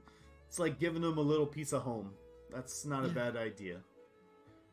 All right, well, if it's for Holgrim, I'll get this done pretty soon. Just come back a little bit later, and it'll be ready for him. Okay, thank you. What was your name again? I'm sorry. My name's Dolthram. It was nice to meet you, Dolphrum. I'll see you later. Okay. All right, nice to meet you too. And yeah, just come back in about an hour or so. We should be it should be all done by then. Okay. And he'll just kind of give like a bow because he's seen his friends do it before and walk out. And Jesus Christ. He's killing me. Dolthram just kind of like shakes his head and just goes back to what he was doing. And what about the rest? Can Corey go buy some ingredients? Yeah, sure. Oh my Ooh. god. So Corey goes out and purchases supplies. Just let me know what you're gonna buy, and we can figure out the price after. Cool. I want to buy some bread.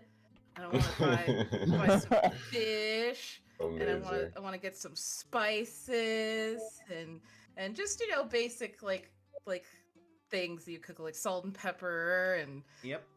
vegetables. So luckily, Right.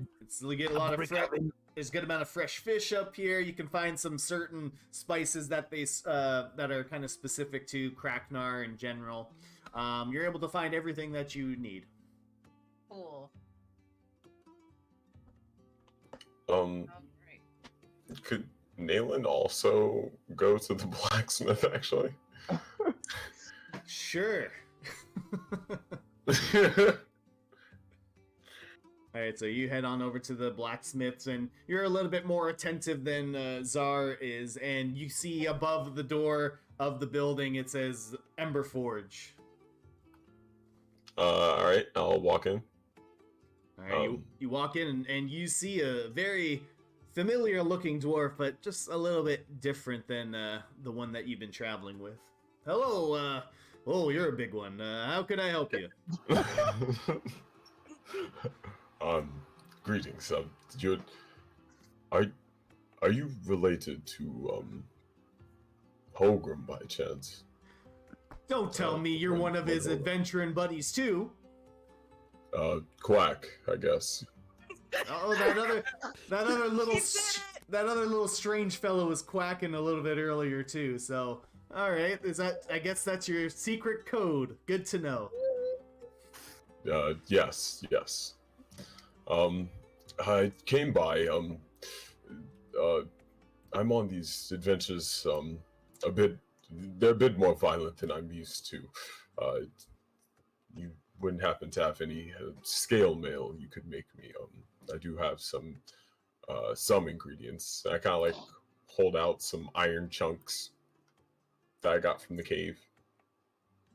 Oh, okay. Oh, well, we can definitely put these to use. Let me see.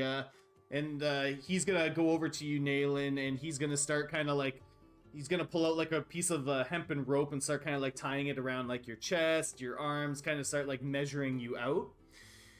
And he says, well, using these chunks of ore here, and well, you're a little bit bigger, so it might be a little bit more metal, but you're a Fender Holgrim, so I'll knock it down.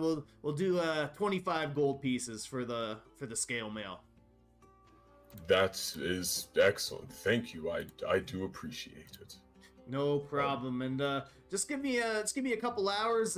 Your other little friend there has got he bumped you ahead of you in the queue there. So but I'll get this all done for you guys before the night's out. And I'll just like hand him just like a small like piece of paper with the sign of Kellamvor, and I'll just ask him if you could inscribe that somewhere upon the armor, make me feel a whole lot safer. All right. Any spot in particular you want this on, or just you want me to surprise you? Dealer's choice. All right. And you want big? You want small? You want like a little bit? What do you want? Any size it really truly does not matter to me. All right, fair enough. I can do that for you, no problem. Thank you. I'll just head back. All right, well, I'll see you later. And he gives a small bow, and he goes back and starts getting to work. All right. Oh, I did pay him, by the way. I should say. All right. But perfect. yes. All right, Eladrian, Midas, you guys up to anything? Midas is gonna go visit somewhere quiet, probably back in one of the inn rooms, and she's just gonna like do nothing too crazy. Just work on some sketches for when they are back in Verento. He can visit the loom. All right, so Midas is in the creative zone in his room, kind of just making sketches and things like that. And Eladrian, what are you up to? I'm just gonna, kind of like hang out, playing my bird pipes, singing a song about how I long for the day that I will have my lute back into my hand. Perfect. It has been so long, I have not had it. Where is my lute? I will see it again one day. And the night goes on, and you guys start to get tired. You guys, Nayland and Czar, you are able to go back to the blacksmiths a little bit later on and pick up your items. So you guys have your items with you. Yeah, Kind of just I'm so meet each sorry other to ask. there at the same time. You guys just show up there together. Oh, sorry, Oh. sorry. Nailing? You guys came together, did you? Oh, What? I didn't know you also came to. What? Why are you here? Oh, I came to get scale mail. Why did you come? Um, I just like talking to Holgrim's brother, you know? He's such a nice Nailing guy. gets like kind of close and like a kind of observance of Czar. Oh, whoa. Mhm. Hey, And Dolthram just kind of walks in and goes, "Here you go. Here's that ring you want to give to my brother." Zar's face turns beat red. On his Nailing gray just skin. like Nailing just nods and yeah, just doesn't say anything. Just pats him on the shoulder. It's You He'll take don't the have ring. to explain anything, Czar. before he can finish, he'll run out.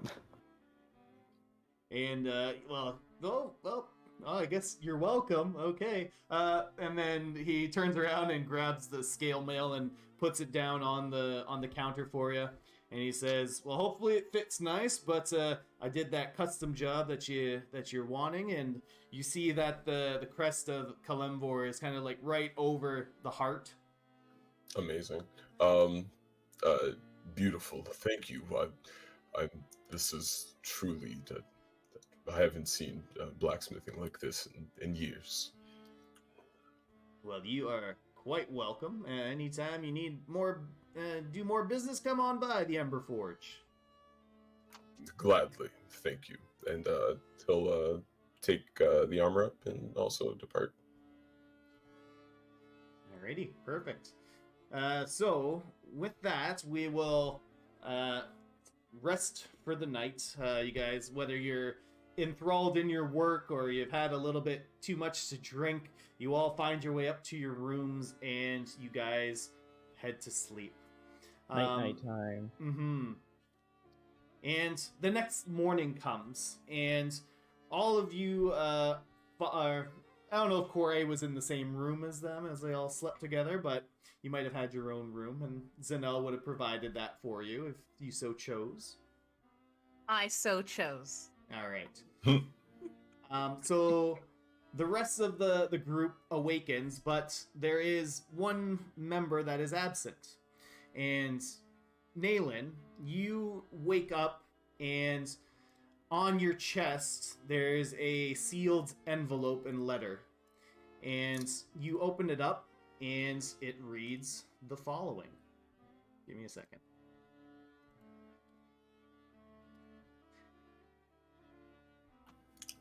Shall I read this out, or? I mean, you could read it out. I guess I should crack it open from everyone. I'll wait to crack it open for everyone to read it.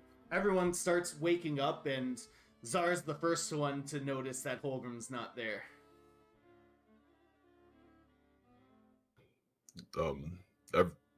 Everyone, wake up. I'll just wake everybody up.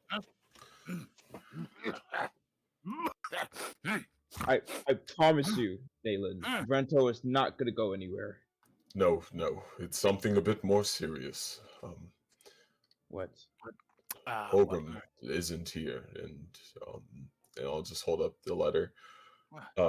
Ori And, walks into the room as well to join them. It's like, what is all the noise? It's just so early. It seems our dwarven compatriot has departed us with a gift. Did he go get us some milk or something? The note reads as follows. Holgi's gone? My friends, it is with a heavy heart that I write this letter. I do not know how to bring this up with all of you in person, but I've decided to go back and train with Paladin Giram. In that last fight when I was knocked out, it proved to me that I am not quite ready to take on the threat of the Crimson Moon posse. I also need this time to be with my family. I have been away from them for so long, and so many things have changed since I left. I wish to be present for my brother's wedding to Soldara. We've all witnessed atrocities in Stellaris, and I just need some time to experience some happiness. If you ever need me, I'll be there. Just send me one of those paper birds and I'll come to you if I can. I'll make sure to make my legs even stronger so I can piggyback you even further, Czar. Oh, Eladrian, I hope to make you one of your songs.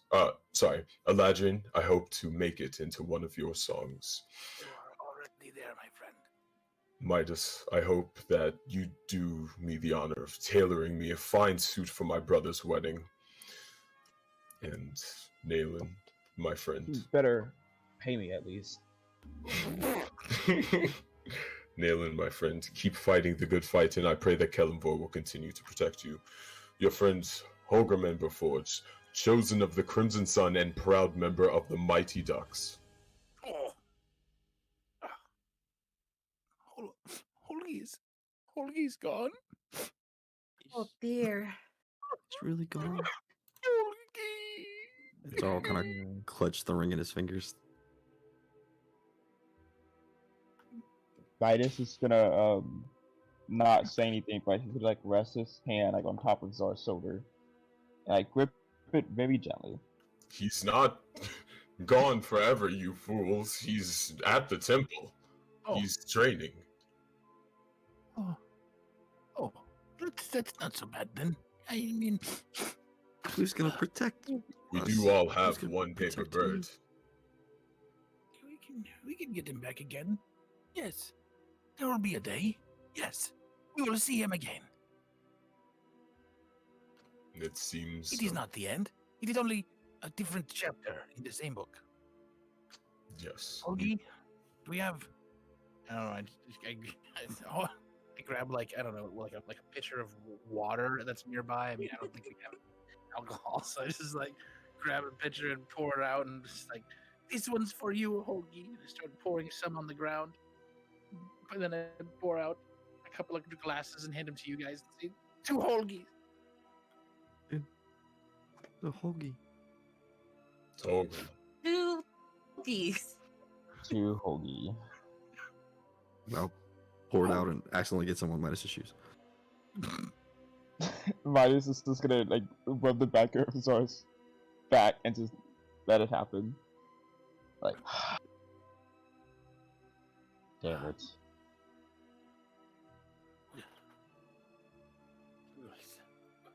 well then. Let's get moving. We should get moving. We should move on. Yeah. On the road again. We need to get stronger, so Sure, Holger will come back. To get on the road again. We need to get strong like him.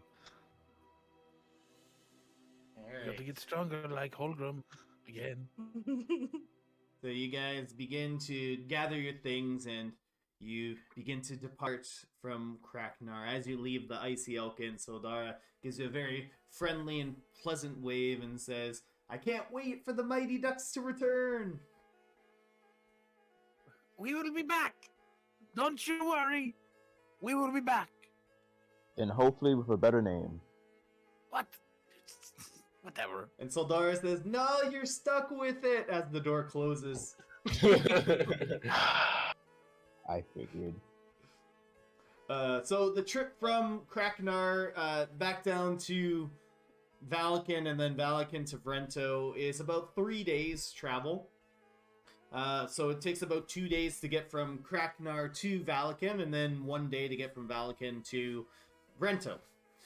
So as the Mighty Ducks travel down towards Valakin, the blizzards that first greeted you on the way into Kraknar are nowhere to be seen as the sun Thank shines God. high overhead.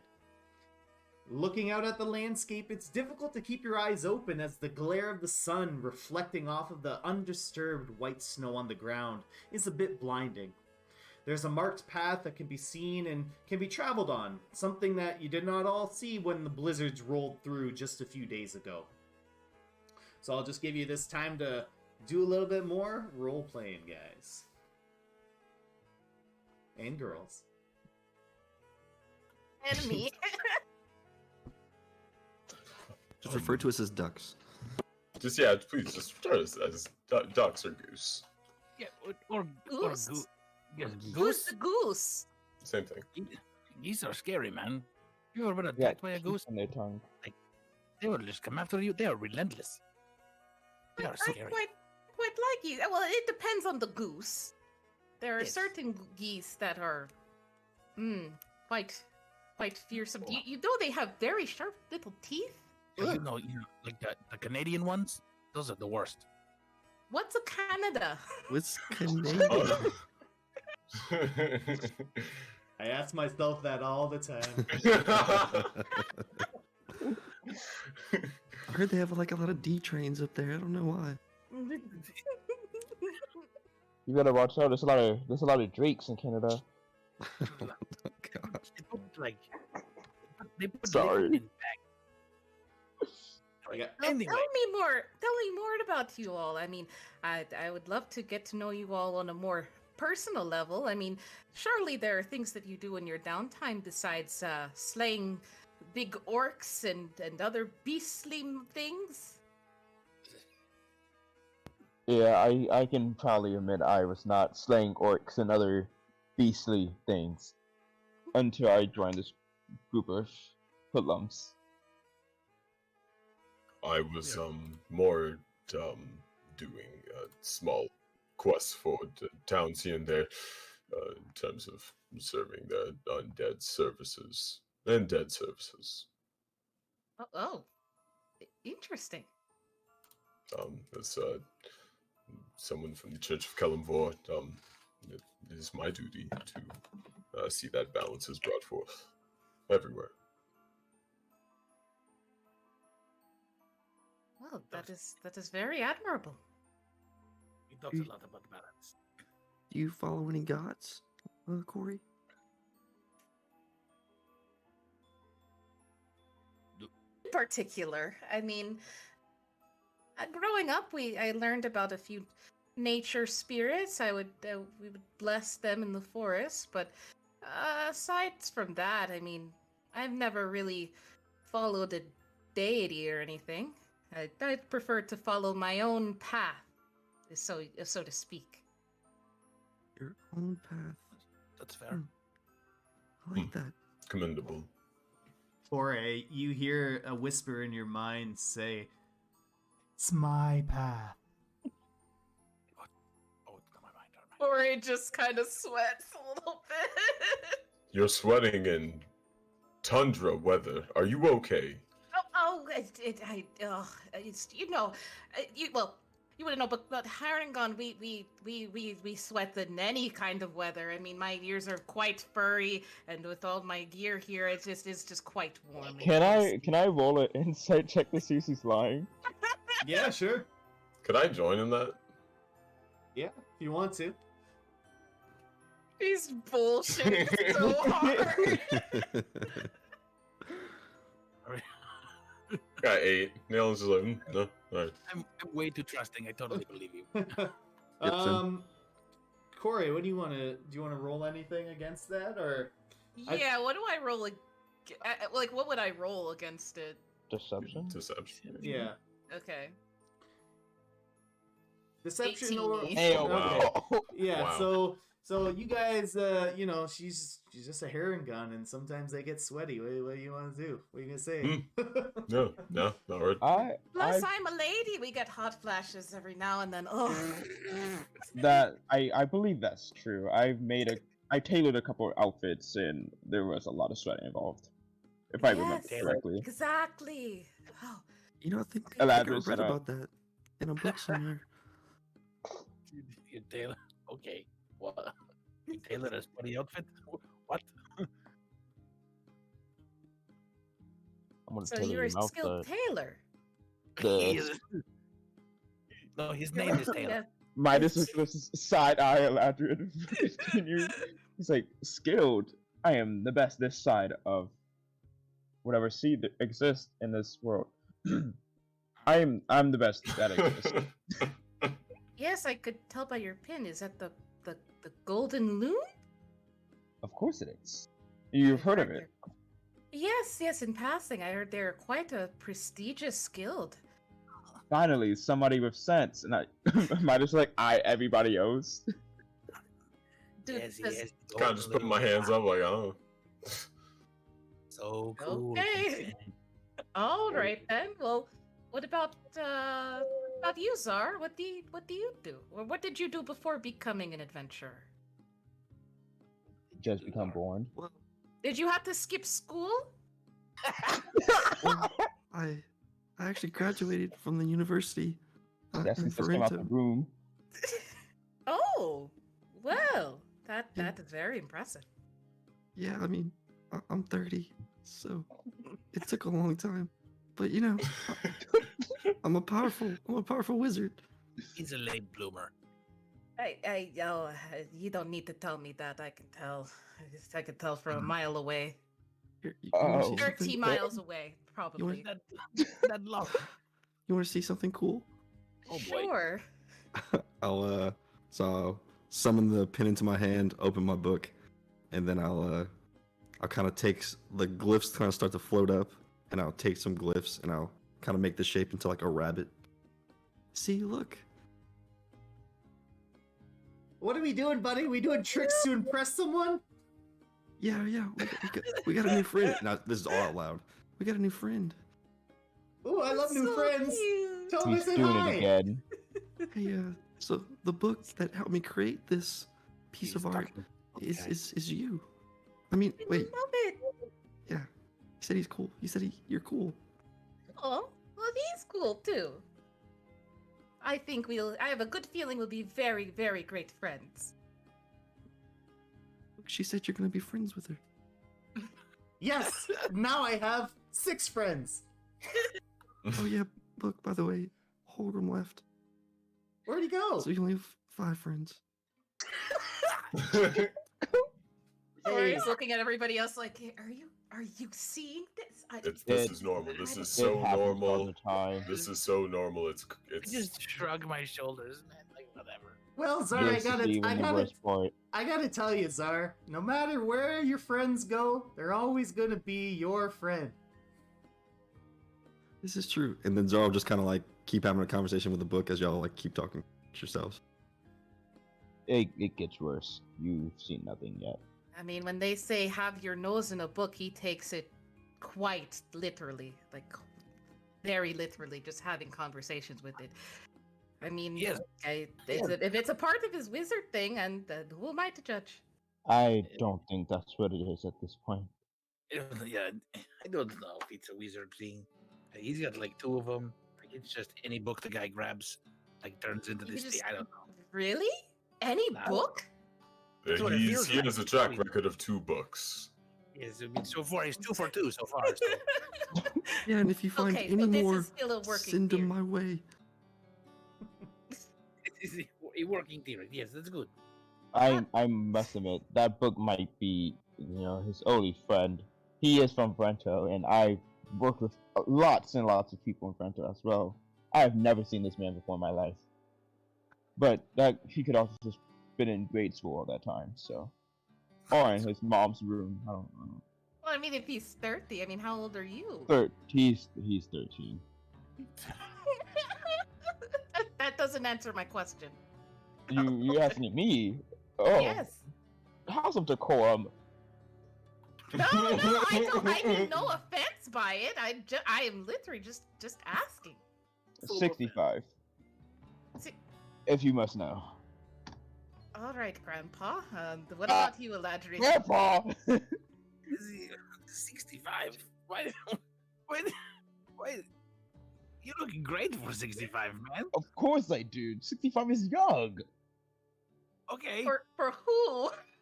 For a high elf, I guess. It is quite young, I will say. As Not well for my sure. race. For a high elf. Grandpa? I don't have a single gray in my hair. Might aside, I am in the same boat as you. 53 is my Oh age, god, so, 53. Grandpa! though Wow. 53. That's not terribly old. That's Furbolgs are known to mature up to the age of, I believe, 400.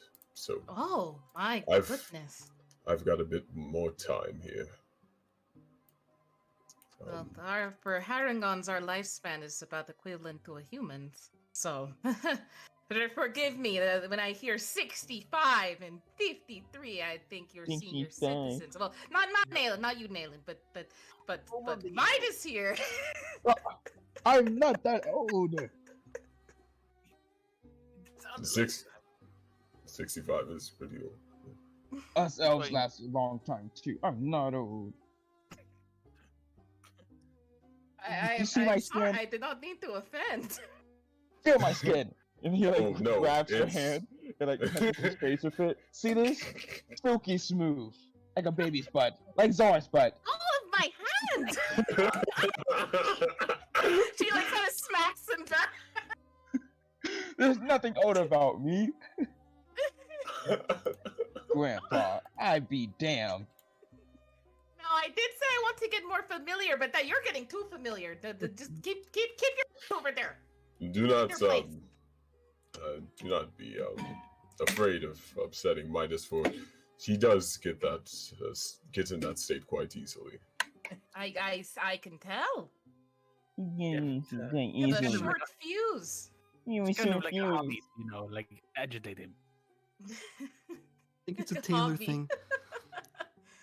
I'm not old. I've known an elf who was 700. That's old. 700. Jeez. So- Like, oh wow, that is ancient. crazy. But I'm old. Madison just continues to like mumble under his breath to himself. I think the rest of the conversation is going on. If 700 is old for you, that would make you like a toddler, man. A dollar! Who did they You give? know, Eladrian, that explains so much. That explains so much. Is there not like an age limit to this golden loom? What are you trying to say? Don't you have to be like 18 to join? What do you like? 6 in high elf terms? If you had to like I do have, the you know, conversion, I am an elf. adult. an adult. Okay. Mm, You say so, man.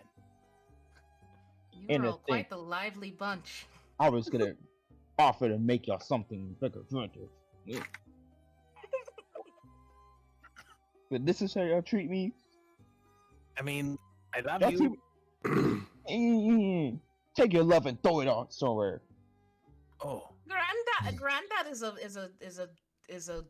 I believe is a compliment. I mean, you know about respecting your elders. The elders in Haringon among our people are highly respected. he's I mean- angry as well. I deserve to be highly respected, but not for my age, because I'm not old. If you're gonna respect me, you can respect me for my craft. Like everybody else does. Sure, sure. We'll go with that, Granddad. Grant! I really Right, like it's kinda this like story, guys. I'm Yells so into his glad we're on. hands. No, correction. Yells into his hat.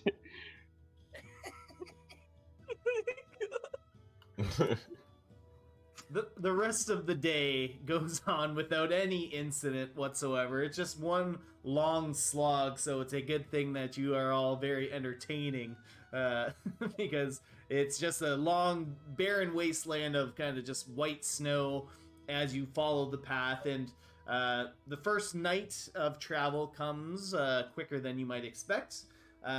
So who would like to take first watch? I I'll will do take it. first watch with Eladrian. Yes, we will do this together, my friend. It will be you and me.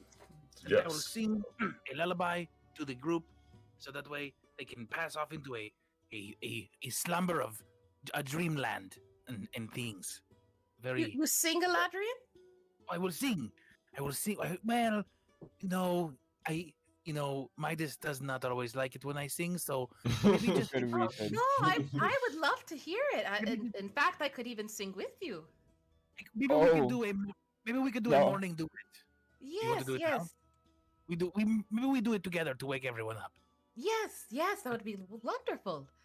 Midas gets cranky when he doesn't get enough sleep, so we need to put him down. Put me down? Oh, right. Put him down. And like like a baby that gets cranky, he needs to go down for his nap. Oh, I You don't don't know. need to like put him down. I'm gonna Like put you down on the ground. no, you're gonna do that. You'll figure that out.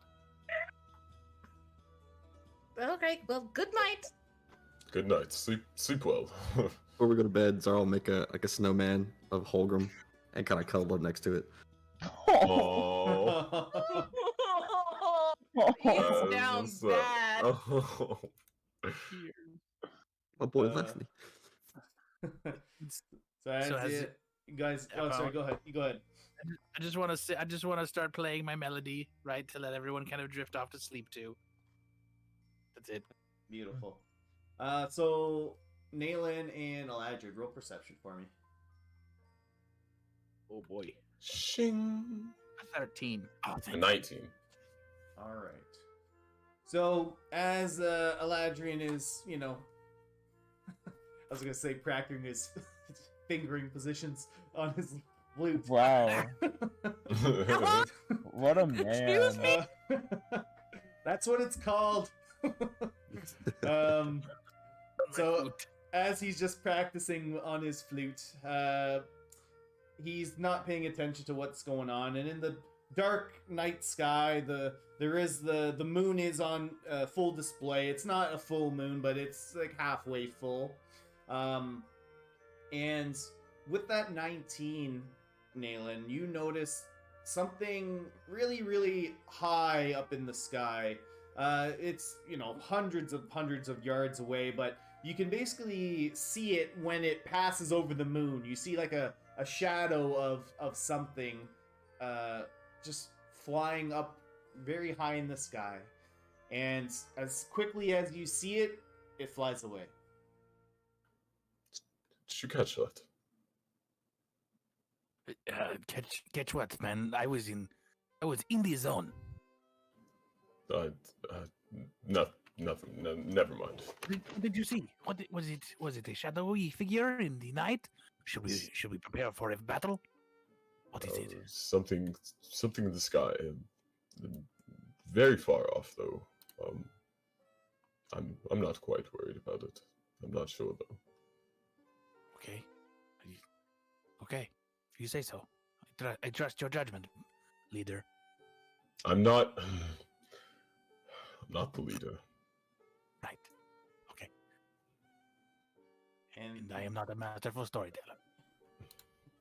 And the rest of your night's watch goes on, and without event. So, who's taking the next watch?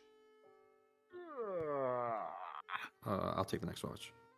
All right. Oh, Czar, thank you. I am so tired. I'm going to go lay down. So you got this? Okay.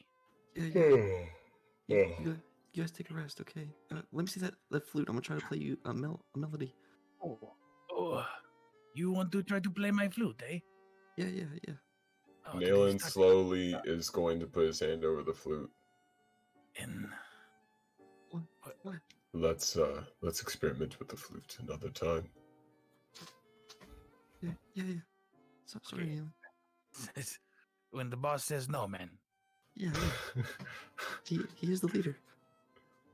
He's gonna roll his eyes and just fall into his bedroll. Good night, At least he guys. doesn't deny it anymore. Hey, go cuddle with Holgrim. He Oh, he needs. yeah. It's okay. It's okay. It's okay. Give me a hug. I'll go give Ladrin a hug.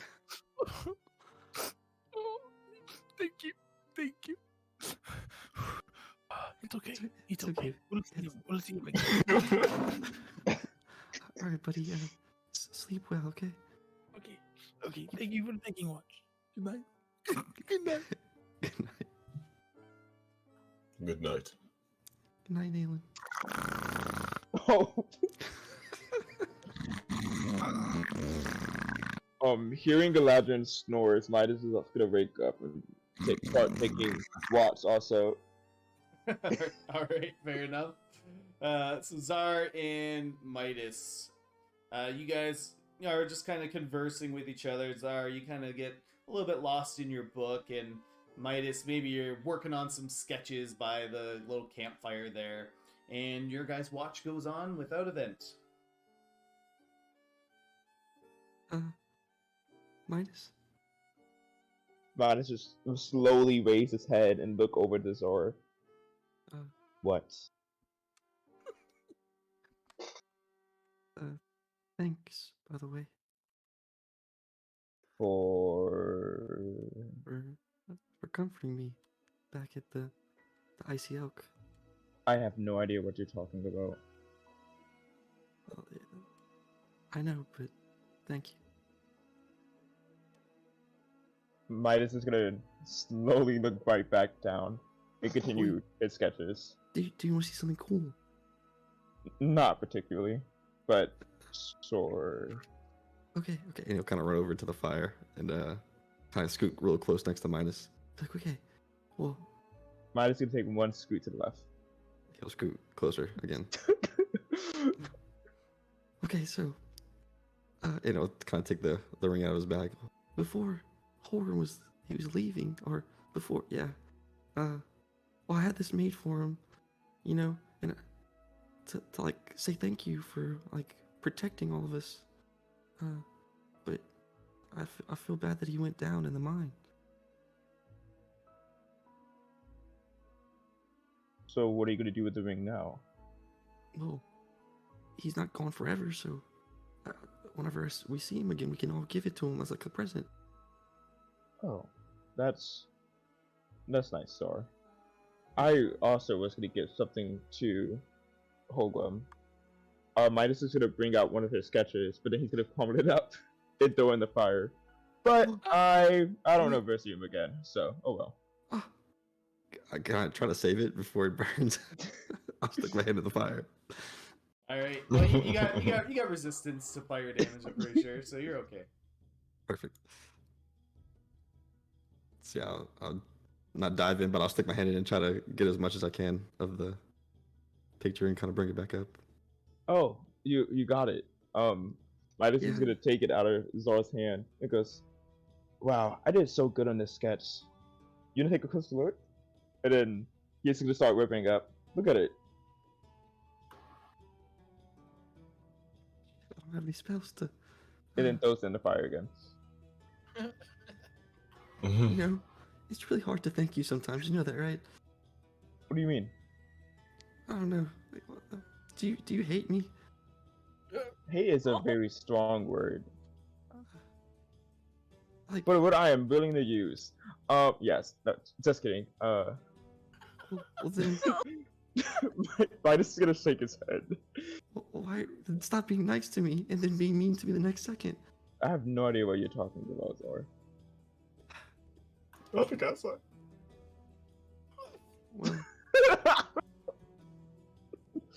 Well, I'll take this up with our leader, and he'll resolve this.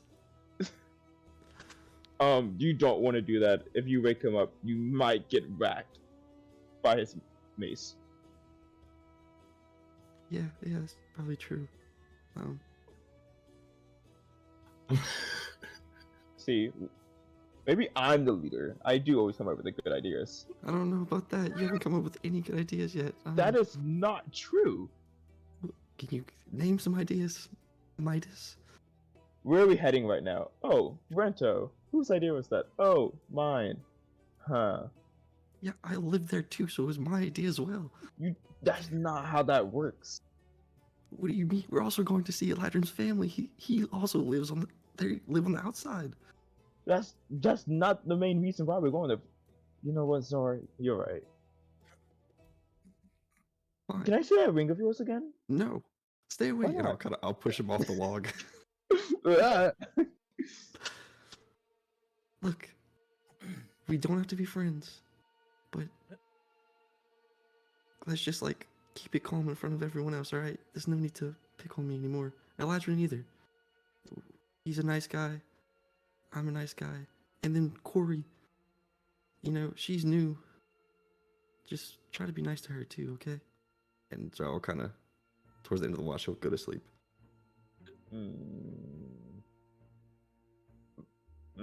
Midas is gonna look away, back to her sketches. All right, and I might still need a little bit longer to get a full long rest. I think. I only need 4 hours. Okay, so you should be pretty good. Corey, you are. Yep. Your time for watching. All right. I'm watching. Alright, and as you and Midas, are you awake right now or are you sleeping? I'll sleep for a bit. Why not? Good night, Granddad. Oh, Maybe I shouldn't sleep. No, Midas is gonna rest for a little bit longer. It's not gonna do anything for him, but why not? Alright, and as you're watching, just kind of keeping an eye out, looking up at the night sky, taking in the stars, Corey, you hear that familiar voice creep into the back of your head and say, I approve of the path you are on. Well, that is good. I would not. It would not do to make you upset. And she's like kind of being like quiet about it, kind of whispering to the voice in her head. See that you do not displease me. Wouldn't dream of it. Don't have to worry. And the rest of your watch goes on without event. And the next day is here. And you all begin to wake up, and just like yesterday, it's a nice, bright, sunny day once again. Corey and I need to sing our duet. Yes, yes. Wake up, everybody! Everybody get up. Everybody get up. Everybody get up. Everybody get up. Everybody get up. Get up. It's the I morning cannot time. actually express to you how quickly Nayland woke up, casted silence, and then went back to sleep. No, it's more just quietness over there. So Nayland snaps up, and as you two are just mid-duet, you guys are continuing to sing and, say the notes and play the instruments, but there's, zero sound coming out from this whole campfire group here. He's just like, all right. Anyway. Oh gosh. I'm gonna does silence stop message? Can I just message my song into Nayland's head? Sure. Oh, Oh my god. There you go, fella. Don't worry. I know you. Oh I know my it's time for you God. to get up and lead us I hate into the this. next day. Come on, everybody, get up. Everybody, get up. Nayland wakes up and yells so loudly on top of this snowy plateau, but y'all from inside the bubble just see him get up and just stretch and very veiny neck muscles as he's yelling out loud, but you don't hear anything. He seems excited. Yes, get up, enjoy the day. And she is kind of cheering for him. Perfect. Yeah, Nayland's up. Gets rid of silence. I knew that was you. Oh! I just wish I could have gotten some. I just wish I could have gotten sleep for once. You did. You did. You don't. It's okay. We need to get going, but before that, I need to cook you all some nice breakfast. Oh, breakfast tastes good. And she takes out her mess kit and gets some of the ingredients, some of the fish that she bought in Kraknar, and some veggies, and just kind of sautés them. Awesome. Do me a favor, roll a d20. Okay. Okay. Cooking check. Cooking check. Yes, I wonder if that's why I'm making her roll. Oh, shit. All right. So the food still tastes good. This is amazing. Wow, What's in this? Still tastes good. This is the best thing. I didn't say that roll was for the food. Oh God. Shit, guys. Uh-oh. This is not that bad. What is this? It's like, sweet potato. What? This is delicious. Doesn't even matter. It's just a fish paella. Fish. Hey, It's Fi- pie, yeah. I love paella. Paella. Paella. This doesn't look like pie. It's pie. No, it's not paella. pie. Fish pie doesn't really sound that good.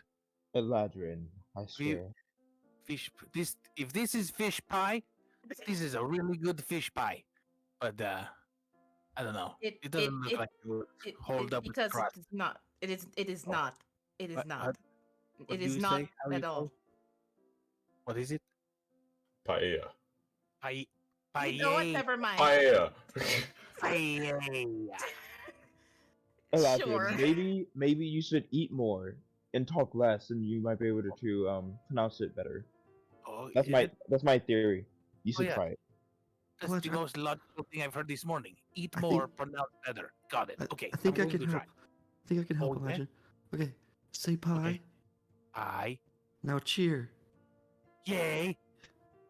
Now be grumpy like Aye. Midas. What? Paella.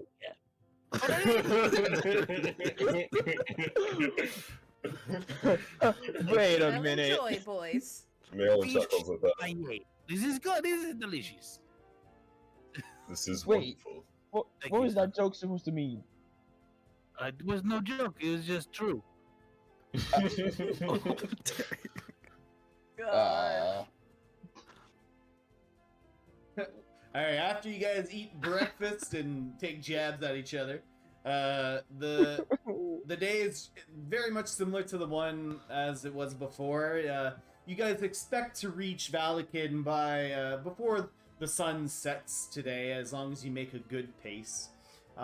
Once again, as you are traveling, the light is once again reflecting off that undisturbed snow, kind of making you squint a little bit. When all of a sudden, you feel the temperature begin to drop, and gray clouds begin to accumulate in the sky above, blocking out the sunshine. The winds begin to pick up speed, but it does not impede your progress. You walk for another 45 minutes or so, and looking up at the expanding clouds in the sky as you push through the wind and cold, you all notice something along your path. There's a small tent in the distance, and what appears to be a person tending to someone else on the ground. What do? Run right over. Yeah, we Look. should go help. It looks like they are in trouble. Let's go. All right. I So, to the rescue. so approaching the tent, you now distinctly see a person that is face down on the ground, motionless, and there's a thick green cloak over top of the body. And there's an older woman holding a small walking stick, kneeling down next to the body, and she's wearing some scraps of wolf pelt that seem to be helping her deal with the cold weather, as well as a face covering that's kind of covering up her face and mouth and her eyes. What do? Well, this is either one of two things. It's either good or bad. What- Oh, it's- wow. Can I observe to see if there's anyone else around? Yeah, so looking around, you do not see anyone else in the general vicinity with your passive perception. So there's two people, right? There's the person and the one on the ground. Yeah. Or okay. Just make sure. Hello, are you alright? The woman looks up to you. Oh, hello, dearie. Oh, me and my son Gordon were traveling up to Kraknar when we got caught up in this freak storm here, and, well, we were ambushed by wolves, and my poor son Gordon was killed. Oh, that is awful. I'm so sorry. So sorry, ma'am. Is that where you got the wolf pelt? That's what I was wondering too. Well, actually, I got this on before I came up here. I heard the Kraknar weather's quite cold, and someone recommended a wolf pelt to me. It's a good recommendation. You are probably fairly warm, yes? Well, as warm as one can be in this frigid weather. I just want to Okay. peek on.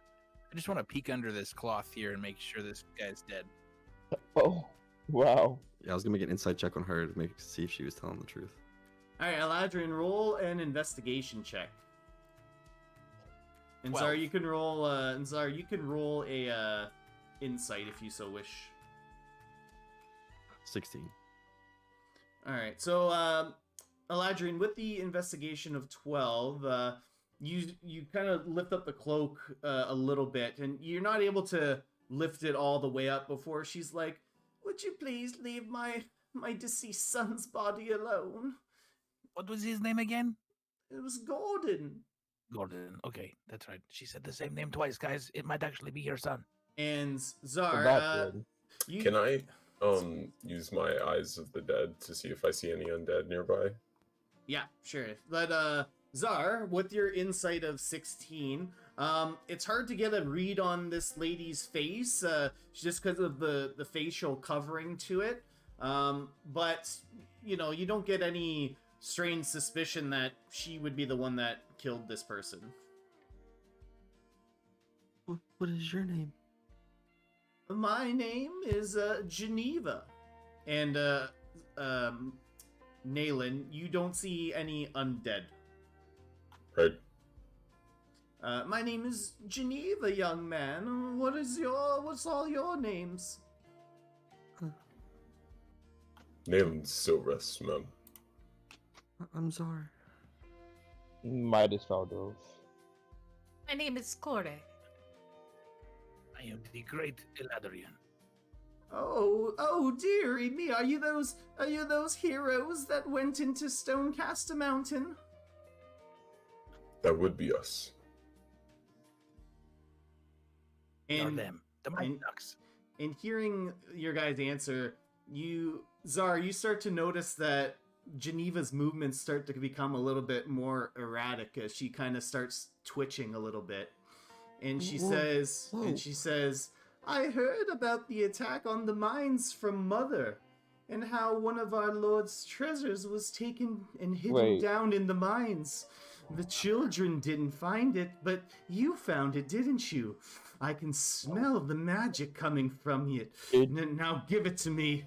Give it to me. Give me the sacred treasure now." I cast And Eldritch Blast. Geneva Could lets you out say a mother? wail that causes you all to quickly cover your ears, and the pelt and the facial coverings fall off of her as her body starts to take a different shape. I'll get to your Eldritch Blast in a second, Jorge. But as she starts taking and changing shape, underneath the clothing, you see pale blue-white skin like someone who's died from hypothermia, and long, pale hair as white as the snow around you. Her eyes are black spheres, dark as the night sky, and her body is thin and gaunt with sinewy muscles as if she has been starving for a long time. Her gray, ragged robes are blowing in the cold Arctic winds as she stands to face you, with her face snarling, revealing sharp, jagged teeth that are stained with fresh blood. And let's roll initiative, everybody. Oh, shit. Let's go. And Corey, I'm gonna let you get an attack off I rolled a 1. right away. Oh, Has anyone ever seen initiative as well. God it- damn. is it Legion? Where they're like trapped in the gas station and it's like demons and stuff are like attacking it. Anyone know what I'm talking about? The TV show? I think it's a movie. Legion. Maybe it's No. not Legion. I forgot what it's called. Maybe, but I think I know what you're talking about. Where there's like the odd Thomas or whatever it is. Maybe. I just remember there was a part in the where they're in the restaurant and the old lady, she's like chilling, and all of a sudden she's like talking like D-Train was, and then she's like becomes like a demon and like crawls all over the ceiling and stuff like that. Reminded me. Of. Freaking me out, man. All right. Oh, hold on. Okay. Hold on. Okay. So Corey, you can start with seeing her change and all this stuff happening to her body. You kind of you're taken aback, and in almost like a panic, you unleash an Eldritch Blast. So go ahead and you rolled a 22, which will hit. Woohoo! Turn up. Turnt. All right. And you strike her for 5 damage as you blast off a little bit more articles of her clothing as she was transforming. And she says, "Oh, dearie me, someone's a little anxious, aren't they?" And she'll begin. She's going to cast Ray of Frost as she outstretches her arm, holding onto her staff. She outstretches her arm and fires a blast over at the one that just struck her, Corey. And she is going to miss you. Woohoo! And she begins to laugh and cackle as she kind of takes a few steps over towards the body here. And Zara, you're up. So how big is she? She's, just a little bit tall, not as tall as Nayland. So she's under 7 feet, but she's probably Okay. like 6'2" or something. Okay. Well, I'm gonna take out the book and a kind of a small figure, a glyph kind of floats out, and it floats towards her, and it'll hit her as I cast Reduce, and she needs to make a concentration saving throw of 13. On save. Oh. Failed. She does fail. She does. Nice. So the target's size is halved in all dimensions. Its weight is reduced to 1/8 the normal. This reduction decreases its size by 1 category from medium to small. Until the spell ends, the target has disadvantage on strength checks and strength saving throws. The target's weapon also shrinks to match new size. Okay, so she is shrunk down to small. So she's probably like halfling size, we'll say. And she responds, "What did you do to me?" This is what happens when you mess with. Crazy monster! This is what happens when you mess with the Mighty Ducks. And I'm in my turn. I'll kind of swing it back. All right, and Neil, go ahead. All right, Nalen's going to run over. Gonna run over to her.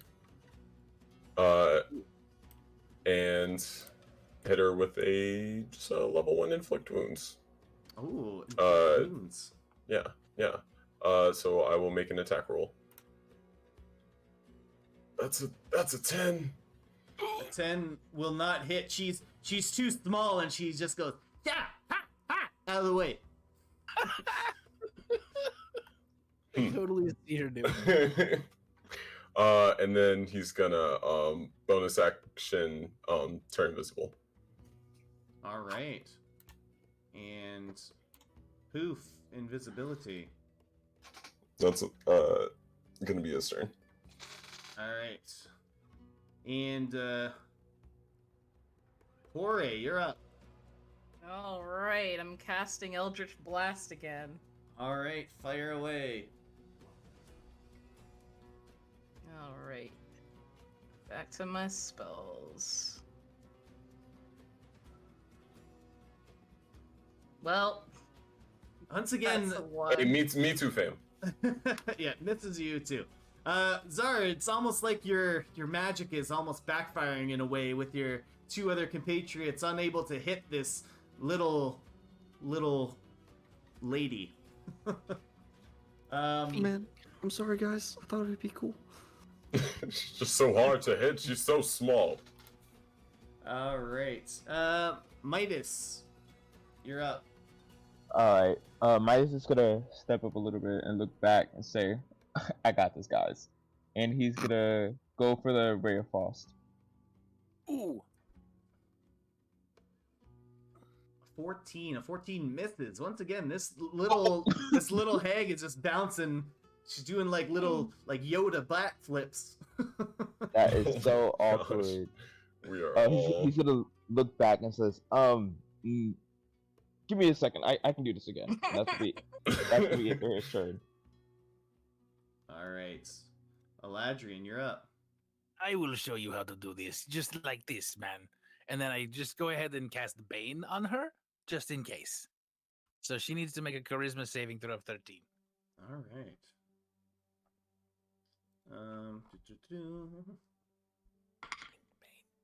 Ooh, she does get baned. Nice. Baned. All And right. as a bonus, and as my bonus action, I'm just going to be like, "Hey, newbie, here you go," and throw Bardic Inspiration over at Corey. All right. Bardic You. inspiration. You're welcome. All right, and feeling this magical effect take kind of hit its mark when you baned her, she looks at everyone and you guys are kind of freaked out at her small stature, but she runs over to this dead body and she begins and she stares at the ones that she can see. So it's Kore, Eladrian, Zar, and Midas. And very slowly... Sorry, what was you going to say, Midas? I was gonna ask if I got attack of opportunity on her. It will take you out of stealth or invisibility. Yeah. Okay. Go for it. Okay, we're I'll do that. Good With idea, my man. mace. Thank you. Yeah. So it's 22 to hit. That will hit. Excellent. 5 mace damage. All right. So as she's jumping and dodging all the magical beams and blasts that are coming her way, Naylan, you emerge out of the invisibility and are able to smack her good with your mace. And as she gets hit by your mace, she grabs onto her her staff that she's carrying and grabs the body of this person on the ground here, and she takes off into the sky, and she flies and lands back over here with this body. And with that, she's going to also begin mowing down on this body in front of all of you guys. And so all 5 of you witness this, and I need everybody to make a wisdom saving throw, and I'll tell you, you have to beat the DC of 12. Okay. No, I got All right. Wisdom save. Wisdom save. Oh yeah. Oh boy. All right, and Corey.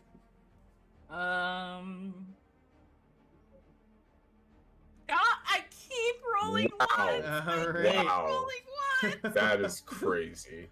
So What the fuck? That's 2 Zar, nat ones in a row.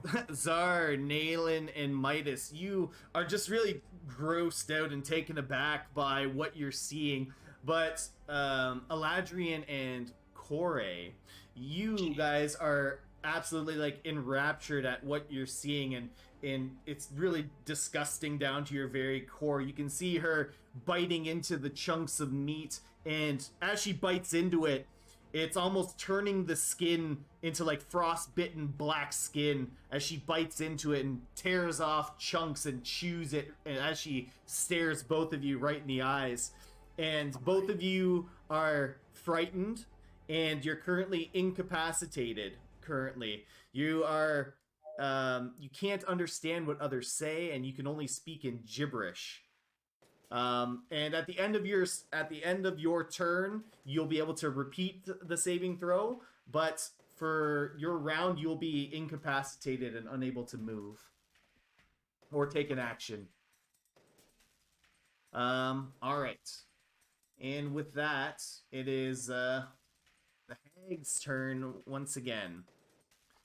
So Geneva is going to look at Nayland, who just attacked her, and she's going to Ray of Frost at him. But he's baned, so that will... Actually, I gotta roll a d4 for that one, because it's close. It's close, Nayland. Go, guys. Please. Alright, where my d4's at? Where my d4's at? There it is. Alright. Where my D4? The D4s have failed you, Nayland. Fuck. They have failed you. You're gonna take 4 points of cold damage, and your speed is reduced by 10 until the start of your next turn. Heard. Should have had the defense. Alright, and Zar, you're up. How long does enlarge reduce last, by the way? 1 minute. And it's concentration. Okay, so you're concentrating. Alright. Yeah. Let me show you guys how you're supposed to hit her. And I'll cast Scorching Ray on her. Alright. Roll that attack. 1's a nat 20. Oh my god. 22. Oh my gosh. And a 14. Alright, so 2 of those hit. Okay, so how does the nat 20 work? I don't think... Just on regular leveled spells, it's just double the dice. Okay, perfect. So this is the nat 20. So 20 damage. Oh, then- well, it's is it? How does that work? Oh, 2d6. Yeah, it's 2d6 per ray, right? Yes, 2d6 per ray. Okay. Yep. So 20 on the first. And then, so 30 altogether. Okay, damn. So yeah, so Nice I'll job. take the book out. Wow. Kind of the dragon's head pops up in the glyphs, and I'll take my stylus and I'll split it into 3, and all 3 of the dragon's heads will spit out fire. And one of the dragon's head is a little bit bigger than the others, and he spits out this huge thing of fire at her. Be like, "You need some barbecue, lady." And she gets absolutely roasted by all those attacks that you cast at her. And in retaliation, she looks over to you, Zar, and says, "Take this!" And you feel some ice kind of start climbing up your legs. And I'm going to need you to make a wisdom save. Oof, 11. Ooh, 11. So she casts Hold Person on you, so you're going to be paralyzed for until the end of your next turn, basically. You Sounds say good. hold person or cold person? Hold with an H. H. Got it. All right, Nayland, you're up. All right. Do I know if there's anything I can Oh, did we get tactics or do we not care? Oh, yeah. Well, I didn't do tactics this round. Sorry, That's I okay. skipped ahead. It's okay. All right. We are so- all excited. I will move. Let's see. 1, 2, 3, 4, 5, 10. I'll move right here. It's like about 20 feet, and cast Bless on Kore, Zar, and who else had gotten affected? Aladrian, but you Oh, can hear me. I can only Okay. speak. Aladrian. All right. Midas didn't get affected, did he? No. No. Okay. Yeah. And that will be his turn. All right, Corey, you're up. Okay. So what does Bless do again? Does it You D4. can add a D4 to all your saving throws and Sweet. attack rolls. sweet? Okay. And you have bardic inspiration, and Aladrian, you might want to explain your special bardic inspiration. Yeah. Okay. Cool. So you also get magical. So first you get a D6 for ability checks, attack rolls, or saving throws, or you get it for attack rolls on spells or the damage. Ooh, okay. Well, that's a 19, so I didn't need any of that. Okay. Wow. She's Don't like, forget "Keep where it." you came from. So that's That's crazy. so that is going to be your turn, though, Corey. Yeah, that's fine. So you are out of this kind of trance that you were in before. Okay. She feels very nauseous. And Midas, you're up. Alright. We're gonna try this again with the Ray of Frost. Button, press. Period. 17 will hit. Period. And I'll look back and like see what I said. Do it. Started 2 damage. Oh. And she Bless your heart. Bless your heart. At least I did damage. So as you hit her with that measly ray of frost, she says, "You think you can damage me with ice? You cannot, because cold damage does not work on her." Oh. And she says, "You want ice? I'll give you ice." And she starts waving her in her small form, starts waving around her staff, and a swirling mass of clouds appears above all of your heads. And I need everyone in. Let me just do this. Circle. I need all y'all to roll deck save for me. Ooh. Do I automatically fail because of hold person? Yep, you're paralyzed, so you fail. Oh, yo, I am Ooh. Midas and Eladrin and Nayland and I did a front flip. We are super dexterous. All right. I got a nat 20. Good to That's see. good. Just get to see the Heron jump out. She just backflips. so Zar, you being held in place, you take the full brunt of this, but majority of you are able to dodge the incoming ice that starts absolutely falling from the sky, just raining down on you guys.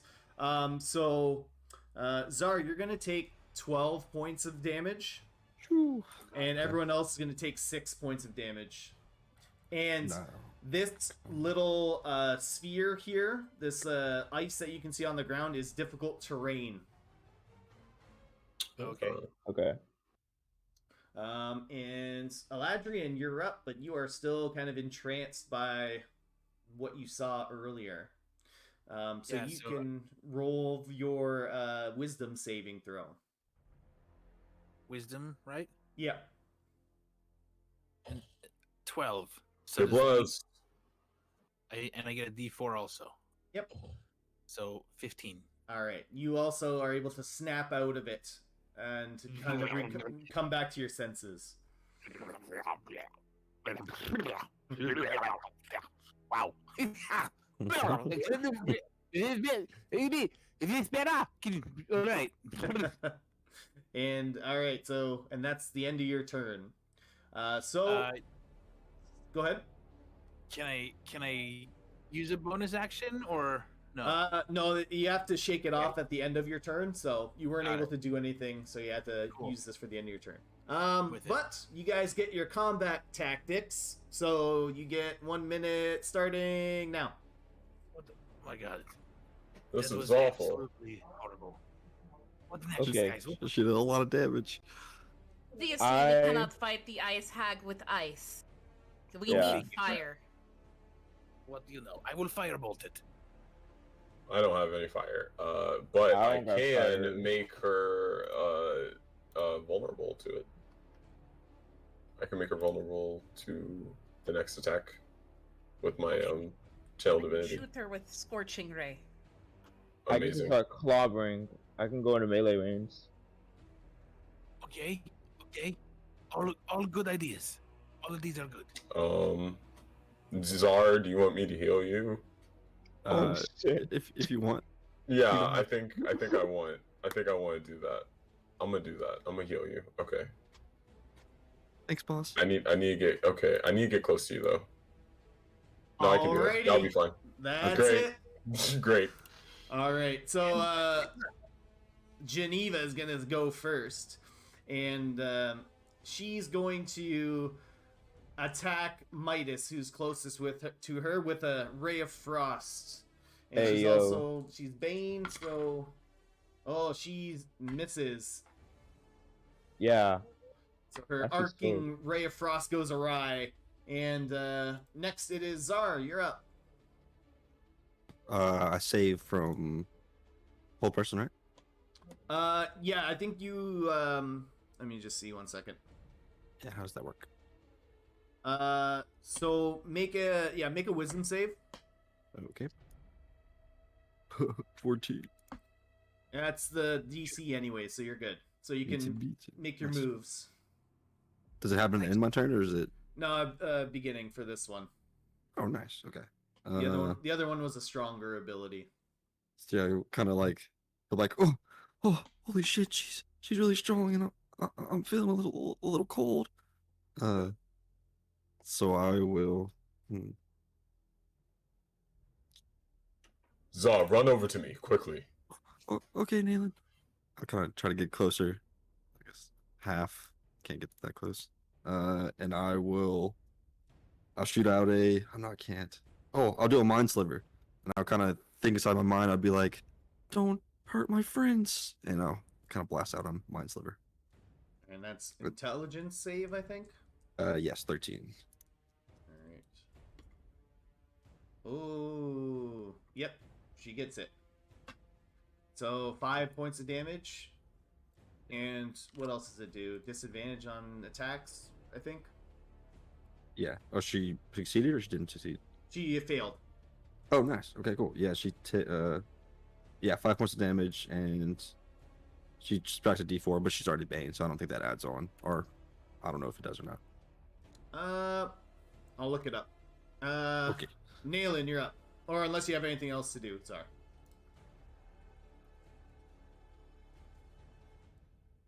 Anything else, Anything else? Oh, sorry, I was muted. Intern. Okay, Okay. cool. I'm gonna run over to Zar with my 10 feet of movement, and I'm going to cast Cure Wounds upon him. So allow me to roll that healing. Take 8. Big heals. Thank you, Papa. Nayland doesn't react to that. And can I cast as a bonus action? Can I cast Spiritual Weapon? Because that's 2 leveled spells, so you can't do Oh, I 2 see. in 1 round. I got you. In that case, in turn. Alrighty. Corey.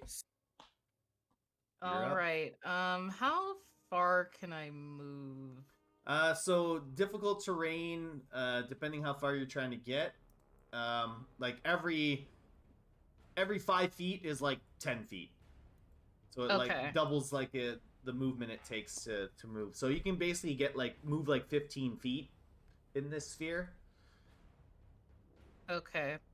Doesn't look like I can leave it.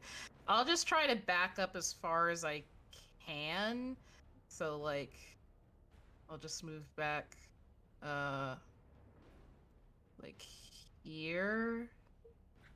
And then I'll cast Scorching Ray. Alrighty. So you have your.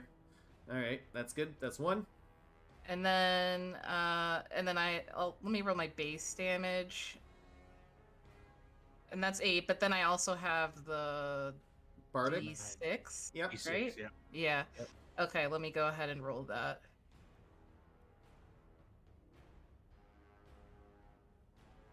Sorry, I'm still getting used to like the tabletop. All good, all good. Good. No worries. Okay. All right. That's 2. So 10 damage altogether, I believe. And how many? What level is Scorching Ray for you? 2. Yeah. So I think you roll 3 separate rays of attacks.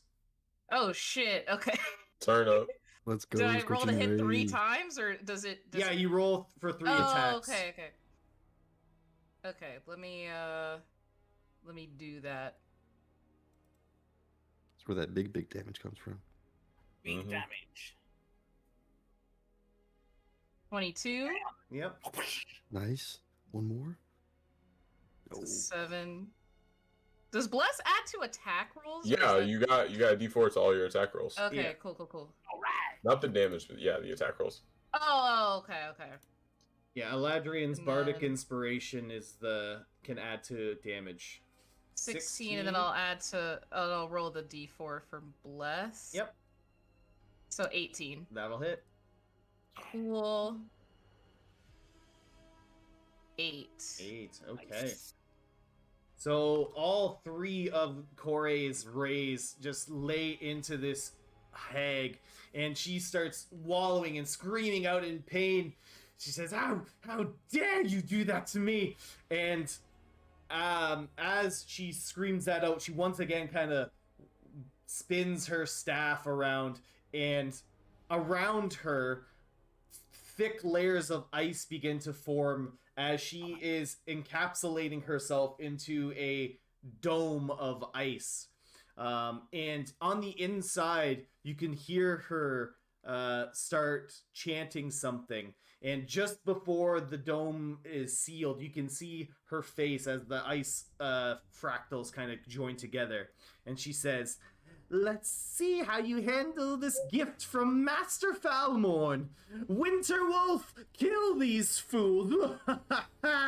And the fractals of the ice completely encapsulate her, and a wolf appears seemingly out of nowhere. Holy.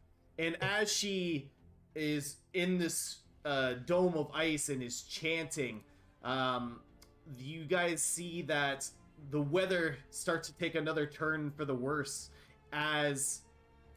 I'm sorry, I'm just going to move this around. Takes another turn for the worse as a blizzard kind of comes through, and all of your guys' vision is now reduced to only about 20 feet. Lovely. My vision is reduced to 20 feet. Yeah. Oh my god. We can't even see it. Damn. That's So Midas can barely see it. Yeah, I can see it. Midas sees a pair of blue crystal eyes looking back at it with and you can also see it's breathing out a heavy frosty breath as well. Wow. Speaking of Midas, it's your turn. Oh god. This would happen before it's my turn. Okay. Midas is gonna first use his bonus action and activate his guardian field or defensive field on his armor. Get them hit points. And then he's gonna clench his fist before moving forward. And it's difficult terrain, correct? Okay. Yeah. So you can get you get out with 10 feet and then you have a couple feet of movement. So yeah, you can get right up to it. Alright. So I'm gonna march up to it, line up my fist, and then try to hit it with my Thunder Gauntlets. Please. Ow. Anticipation. Does it hit? 15 does hit. Let's go. nice.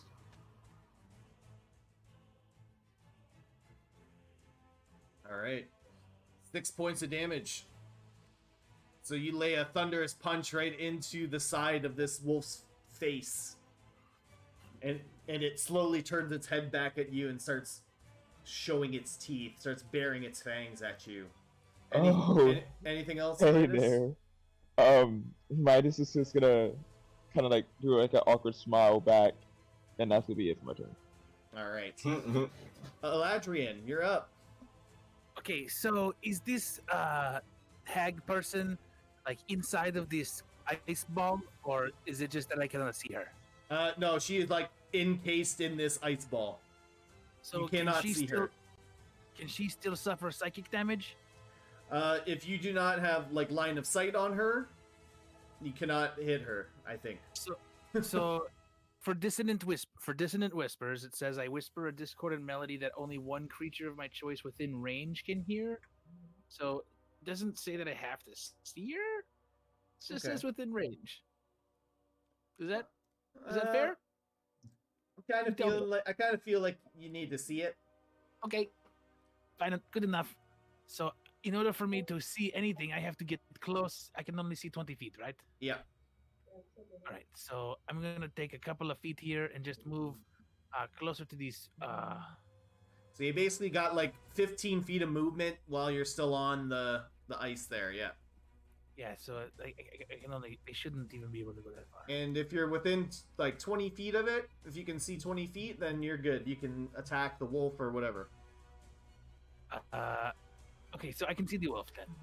All right, so on the wolf, I'm just going to cast a firebolt at the wolf. All right, go for it. How about 11? Does an 11 hit the wolf? You have bless. I have bless also, so I get a D4, correct? Correct. Mm-hmm. Yes, come on, D4, you can do it for us. An extra 4. That'll Yes. hit. 15. Ew. Fantastic. Amen. That's 6 damage. All right. So after being struck in the face by Midas, another firebolt comes and hits the wolf, and after getting struck a couple of times, it's going to use its reaction to get away from you, Midas, and at this not provoking opportunity attacks as it slinks into the blizzard, and it's going to roll some stealth checks here. Wait, is this Genshin Impact? Hello? What? All right, Sorry. that's Eladrian's turn. Anything else, Eladrian? No. All right. No. All right. Combat tactics. Currently, the wolf is hidden in the blizzarding snow. It's kind of blended into the blizzard. Guys, I'm And scared. go. Plan. Guys, I'm scared, guys. Hiding. I am hiding. I don't care. I don't want it to hit. I am squishy. I will die. Oh, yo, you really are Chrissy. Oh my god. Squish it. I can turn invisible, so I think I'm good. If I I'm can get just... close enough, Um, if I can get close enough to the hag person, I will go and dissonant whispers it and hurt it. I think we Psych. should. I think we should all rush into the ice, Okay. maybe, or try to get Like- there at least out of here. Like hide Yeah. in the. I just need to be No, able not to see hide it, in and then this I can... ice. Just like get out of here and see. We need to see in there. Oh, okay, gotcha. hmm Okay. As soon as I can see it, then I can blast it. But Mm-hmm. until then, I'm hiding. Alright. I'm just gonna... If the wolf comes back, I'll target it because it probably can do crazy damage. But until then, I'm gonna just go for the hack also. I might be able to use my Thunder Wave attack depending on what's going on. Let's find out what happens. So what's that other effect that your gauntlets have, Midas? It's just based like on attack. Let me see.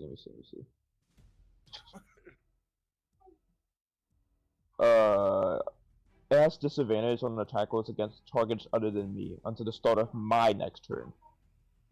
Okay, gotcha. All right. So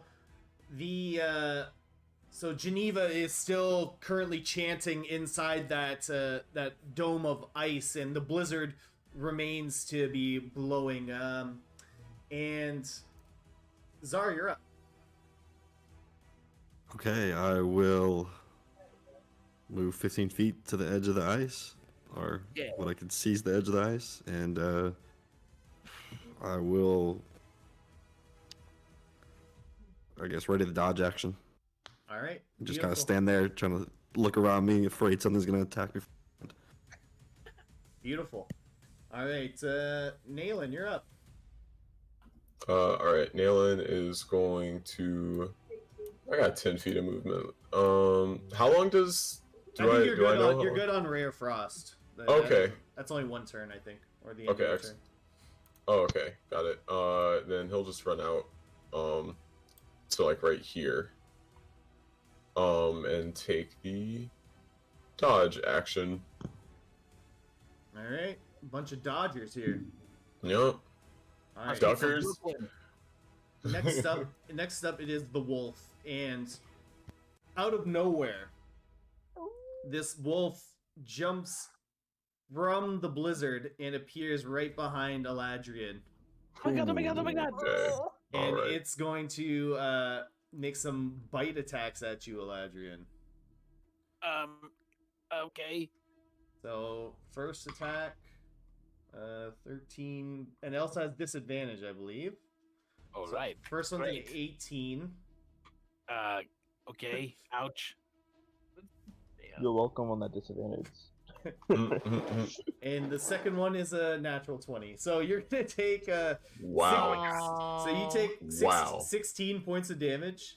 Oh my- wow. Holy shit. Roll a concentration check. Okay. Constitution saving throw. You gotta beat 10. How about a 9? 9 does not work. Oh, So damn it. Geneva How about a 9? Geneva feels your bane disappear off of her. Oh. Damn. She's still in there. Guys. And also, make a strength saving throw for me. Okay. 17 You're blessed. plus 4. All right, so you are not Oh my you are God. not 21. you are not knocked prone by that attack. I'm just doubled over in pain right now. All Do right. we see this happening? If we're outside? Midas sees it. Yeah. Zar, you can just see like something's attacking. Actually, I think everyone can see it. Let me just. Yeah, everyone can see it. I can see. Yeah. Everybody sees it. Okay. So this wolf just basically like leaps out of the blizzarding snow and just pounces on top of Eladrian and just bites down hard onto him. And Ah, oh my God. Kore, it's your turn. All right. She is definitely going to cast invisibility on herself. So she is gone. All right. And she wants to get as close to the others down at the bottom as she can. Yep. So let me just, I think. So you can move like 15 feet, or if you can get outside the ring there, then it goes back to your full. So you can basically get like about like 10 feet of movement to like get directly out of the circle, and then you have like your remaining. Then you have like another 10 feet of movement. Okay, cool. So I'll move there, and then let me see. Yeah, I'll just move down a little bit, like here. Alrighty. Okay. Midas, you're up. All right. Well, I'm going right back to that fucking wolf. Seeing Eladrin getting pounced on, I want to go, Eladrin, no! And then going for the punch. Midas, That hits. you can.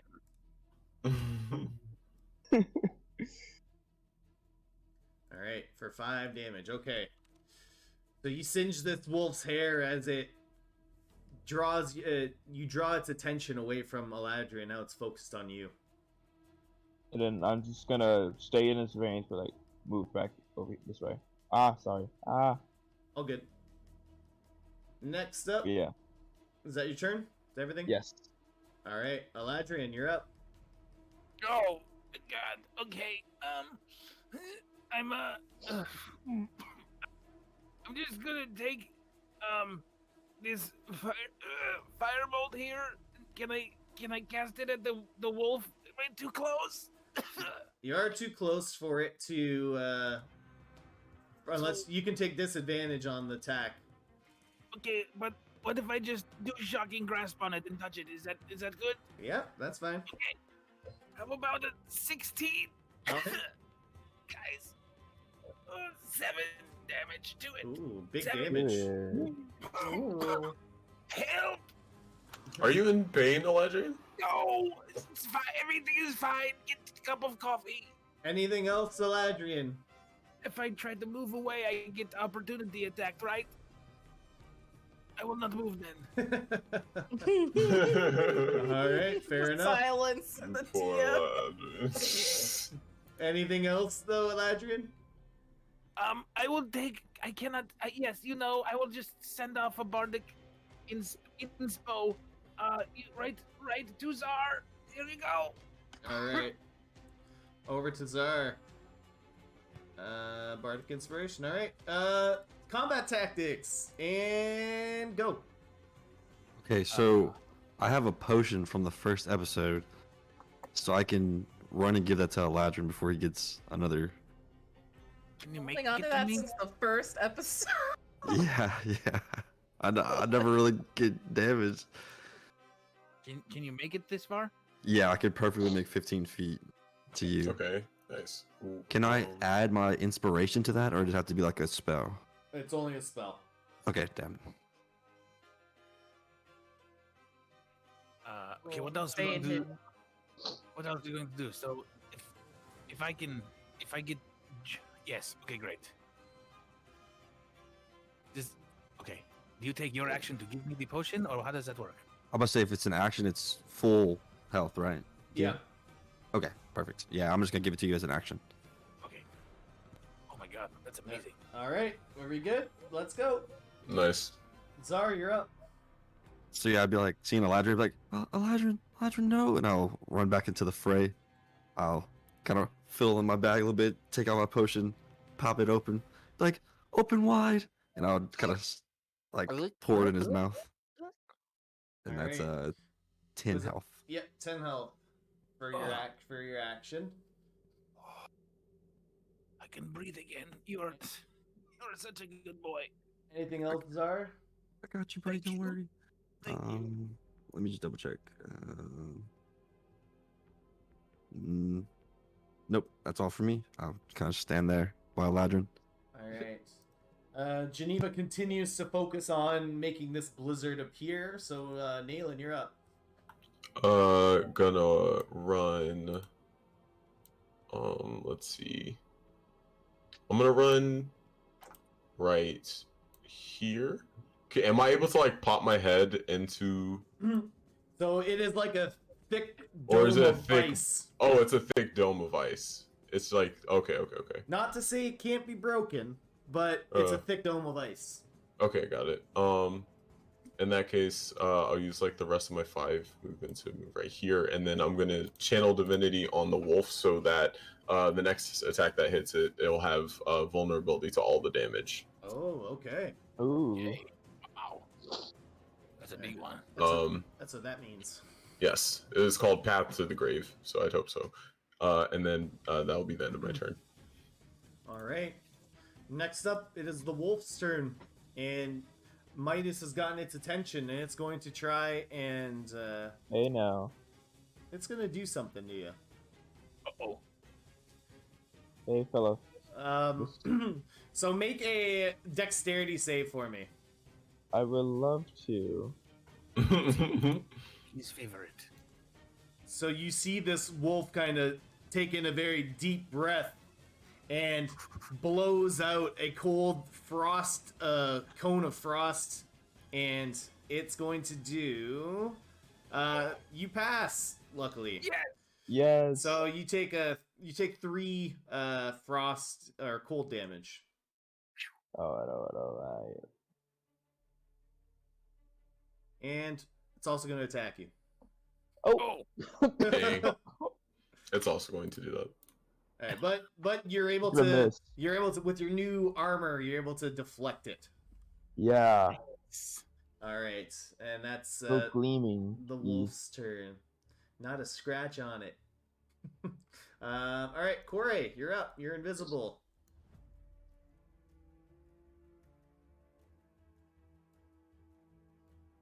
She went to grab water. I think she'll be back in a second. Oh, okay. No problem.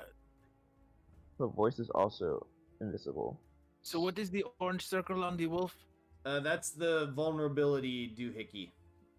Oh, Big- okay. Big damage thing. And it's vulnerable to fire. Vulnerable to Any anything that hits damage. it. Anything? That's what I thought you Any- said. I just wanted to make sure. It's vulnerable to all the damage in one attack. And you said this is Path to the Grave? Yeah, it's called Path to the Grave. This is very cool. Corey, it's your Here, turn. I can find this card to it. But go ahead. It's my turn just in time. Great. Let me see here. So you're currently invisible, and it is not paying attention to you whatsoever. Cool. I'm just gonna go the full 30 feet here. I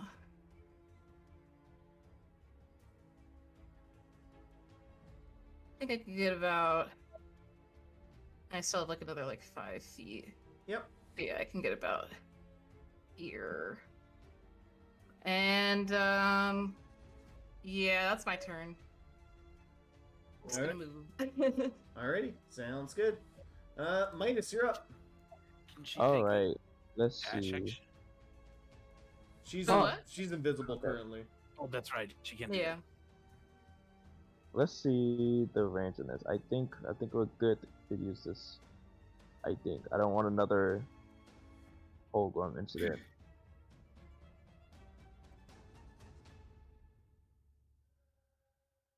Perfect. Okay, I'm gonna go for Thunder Wave. It's a con DC of 13. Alright. Wolfie boy here. It fails. All right. Midas is gonna snap his metal hand and cast his handy dandy Thunder Wave spell then. Dandy. Ooh. Alright. And What that's else? What double. else? Oh, it is doubled, yeah. Damn. And then he's knocked Woo. back 10 feet away from me. God damn. So you blow this wolf back, and it basically flies in between and over Zar and Eladrian as it falls over here, and it dies. It's a very Oh, strong oh. snap. What can I say? Very good. Very good. All right. Well done, Midas. And I'll Midas will blow like his hand like it's a finger gun like. And that's it for his turn. All right. Oh wait, I can move. Oh, Wait, yep, can I move? You can move. Oh my god. Okay. Okay, we're gonna just. Bam. All right, that's it now. All right, Eladrian, you're up. I look back at Midas and I do like a little bow as I clap, like very well done. And then He I sweeps move. up with the thumbs up. Cool, love it. And so I move as close to this ice shield ball that I can, right? Without, I don't know if I can go into it because it's an encapsulation, right? Yeah, it's a thick dome. Right, but okay, so I cannot pass this edge of it. No. Okay, so but I can use dissonant whispers on her because I can see her now, right? I still want to say no. Okay, you say no. I will do a not come as close to the wall then, Yep. and I want to try to cast Firebolt again into the ice and melt a hole into the ice wall. All right. Yeah, go for it. Roll an attack. 22. That'll hit. So roll for your damage. 10. All right. So as you cast Firebolt, you melt quite a large hole in this structure here. And it, you definitely, it's still up, but you've melted quite a big hole in it, and you can see her through your little firebolt hole. Okay, so question. Is she floating inside of it or standing on the bottom? She's like kneeling on the ground currently. Okay. Kind of lost in like a trance of casting this blizzarding spell that's around you guys right now. Okay, got it. All right. Tactics. Go for it. Czar, maybe she is kneeling in a water puddle from the melted ice I just made, right? And if you have electric something, maybe you can hurt her extra good, right? I don't know, maybe. Okay. I can definitely. I'll give it a try. Just a thought. Combo move. Anybody? Incoming. Combo. Anybody else? What you got? Quick. I mean, there's not much I can do. So I'm just gonna hit on it. Unless I'll break it before it's my turn. If y'all break it, then I'm going right in and clobbering her face. Do you think maybe the hole is big enough for you to climb through? Not that big. Not that big. It's not that big of a hole. Midas is not skinny. He's a lanky boy, but not that skinny.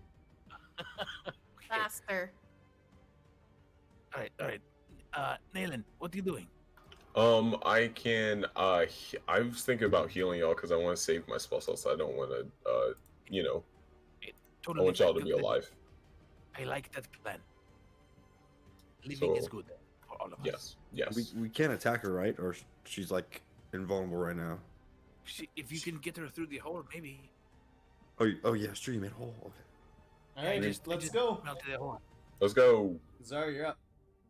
Yeah. So I'll kind of seeing that Ladrin made a little hole in the dome. I'll kind of walk up to it. Get right there. All right. And Three Musketeers. I will hit her with a dragon's head will come up.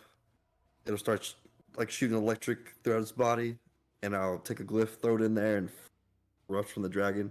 And I will cast a. Well, no. Change that. Dragon's head blows fire out, and I'll cast the burning hands on the ice to get my boys in. Oh yeah. All right. Good idea.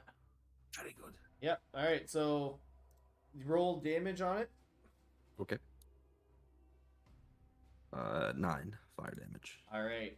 So, using that ability, your burning hands, you're flamethrowing this ice sculpture here, and it completely melts away, revealing her as she kind of snaps out of her trance of casting a spell. And as she snaps out of that trance, the blizzard kind of subsides, and your vision goes back to normal, or your distance of vision, I should say. Yeah. Okay, guys. We can do it. We can get her. We can do it. All right. No, in my turn. Quack. Quack. Quack. Quack. Quack. Quack. And she goes, "You think you can get me? How about this?" And almost very similar to how you just casted that burning hands, she's going to unleash a cone of cold against you guys. Ooh. Guys. So I Damn, need y'all walk all, right into that. I need Eladrian, Zar, and Midas to roll Constitution saving throw. Midas. Fuck, guys. Oh no. You're blessed. I Amen. know, but it's gonna take a really big bless. I'm so 9. sorry. Hey yo, why am I in the call? All right. 21. Nice. So, as she blasts the three of you after just shattering her ice dome there, Eladrian and Midas, you guys take 14 points of cold damage. Yep. And Zar, Yep. you take 7. All right. As she snickers and laughs as I think 2 of you fall down. I fell to the ground. All right. Is that... Zero hit point. Are you KO'd there, Midas? Yes. Oh, Or definitely Nayland, not. sorry. Nayland, sorry. You didn't? Did you? You didn't hit me Wait, with so that you attack. wanted Nayland to take the damage, or you wanted me? Oh, did I You say hit- you? you said Sorry. you said Midas. Yeah. My mistake. I'm sorry. I wanted to hit Nayland. Thank God. Oh, That's there- crazy. That's mad crazy, actually. I'm sorry. That's mad crazy. Roll I was Constitution like- save. I like this cone is crazy. Yeah. Sorry, that was my 30-foot bad. cone. Oh, that's a strategic placement. What? old witch hag is confused. It hurt itself in its confusion. Roll a con save, Midas. Oh damn it! I say it again. Nail. All right, what do you want, man? Roll a con save. Because they're black. I'll do whatever you Just call them the want. Just tell me. Con save, go. February? Fuck me. This old white lady does not is not appeased. I'm done, man. I'm She done. hit you with the y'all just look the done. same, no? The system is Because we're rigged. blue. The system is absolutely rigged. Even when they're not hitting you, they hit you. Yeah.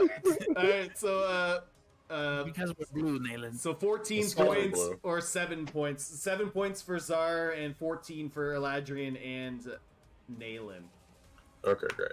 It's better you than me. I'm sorry. I'm sorry. All right. So they just both fall next to me. Yep. Oh my god. They get absolutely. You are no longer blessed. Yep. Blessings don't off. say. Zar, you see as this cone of frost just absolutely just cakes and covers all of you guys. As you kind of open up your eyes after the attack, you see Nayland and Eladrian, I believe, both unconscious on the ground. Yes. Oh. No. As a reaction, kind of seeing my friends, like taking that damage and seeing both my friends, my eyes will flare and like my devilish features will kind of get a little more devilish. The horns will kind of get pointier, and I'll hit her back with a hellish rebuke.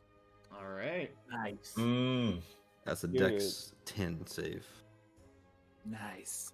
Very good. Bad Zar's coming out. Oh my gosh. 22 damage. Big.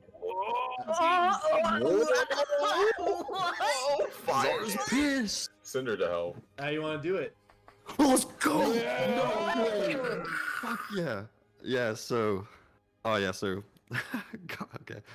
Yeah, so Zar's just like... He's traveled so far with these two, and they've helped him through so much, and Elijah's made him laugh so much, and Nalen's helped him with his mom, and just been so nice to him. And it's just... He'll kind of look down, and he'll look back up, and it's just like the evil in him that no one's ever seen kind of pops up. He's like, "You dare hurt my friends," and it'll just like fire will just like erupt from him and like surround her until he'll fall to the ground after. All right. So as the flames just engulf Geneva here, you hear her screaming out in pain, and the last words you hear from her are saying, "Ah, mother, I failed you," as she burns to a crisp and is dust on the ground. Holy hell.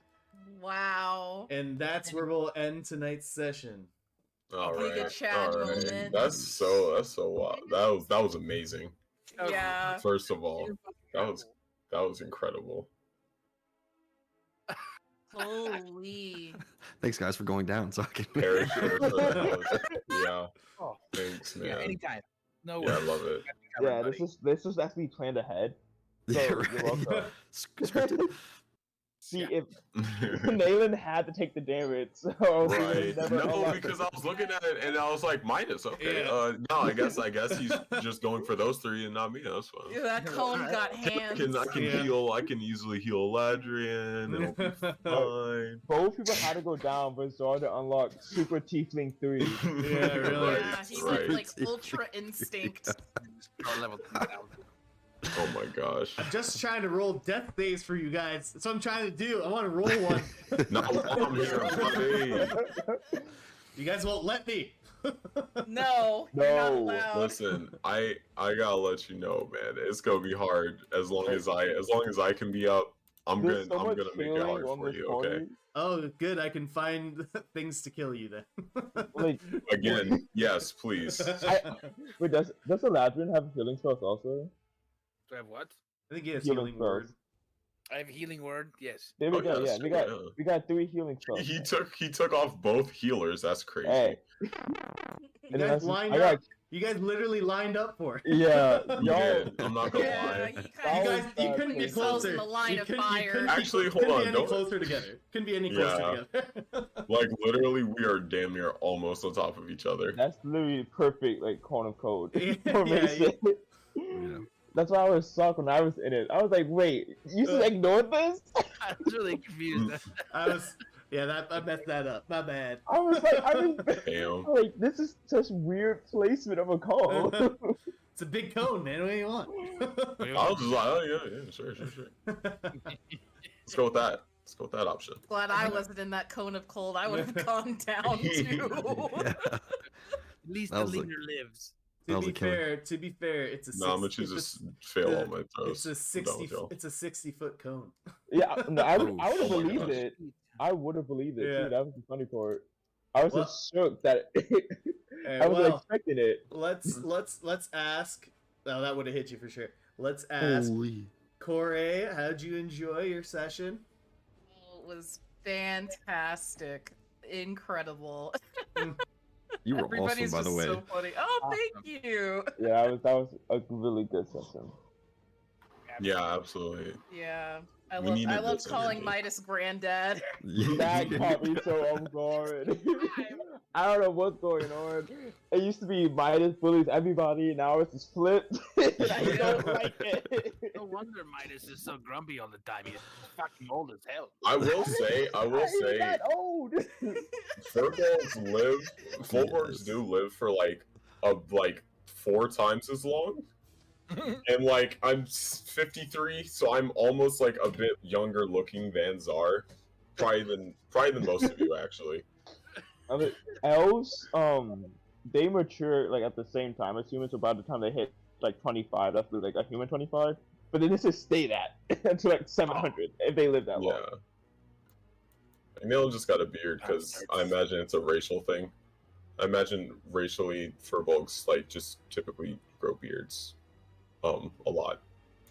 You know what's funny is, so I just read this. Tieflings are considered an adult at age of 60, so I'm basically not an adult. That's crazy. That's what I was trying to say. Okay, that explains so much. Okay, we're good then. We're fine. Never mind then. So it works. Everything's explained.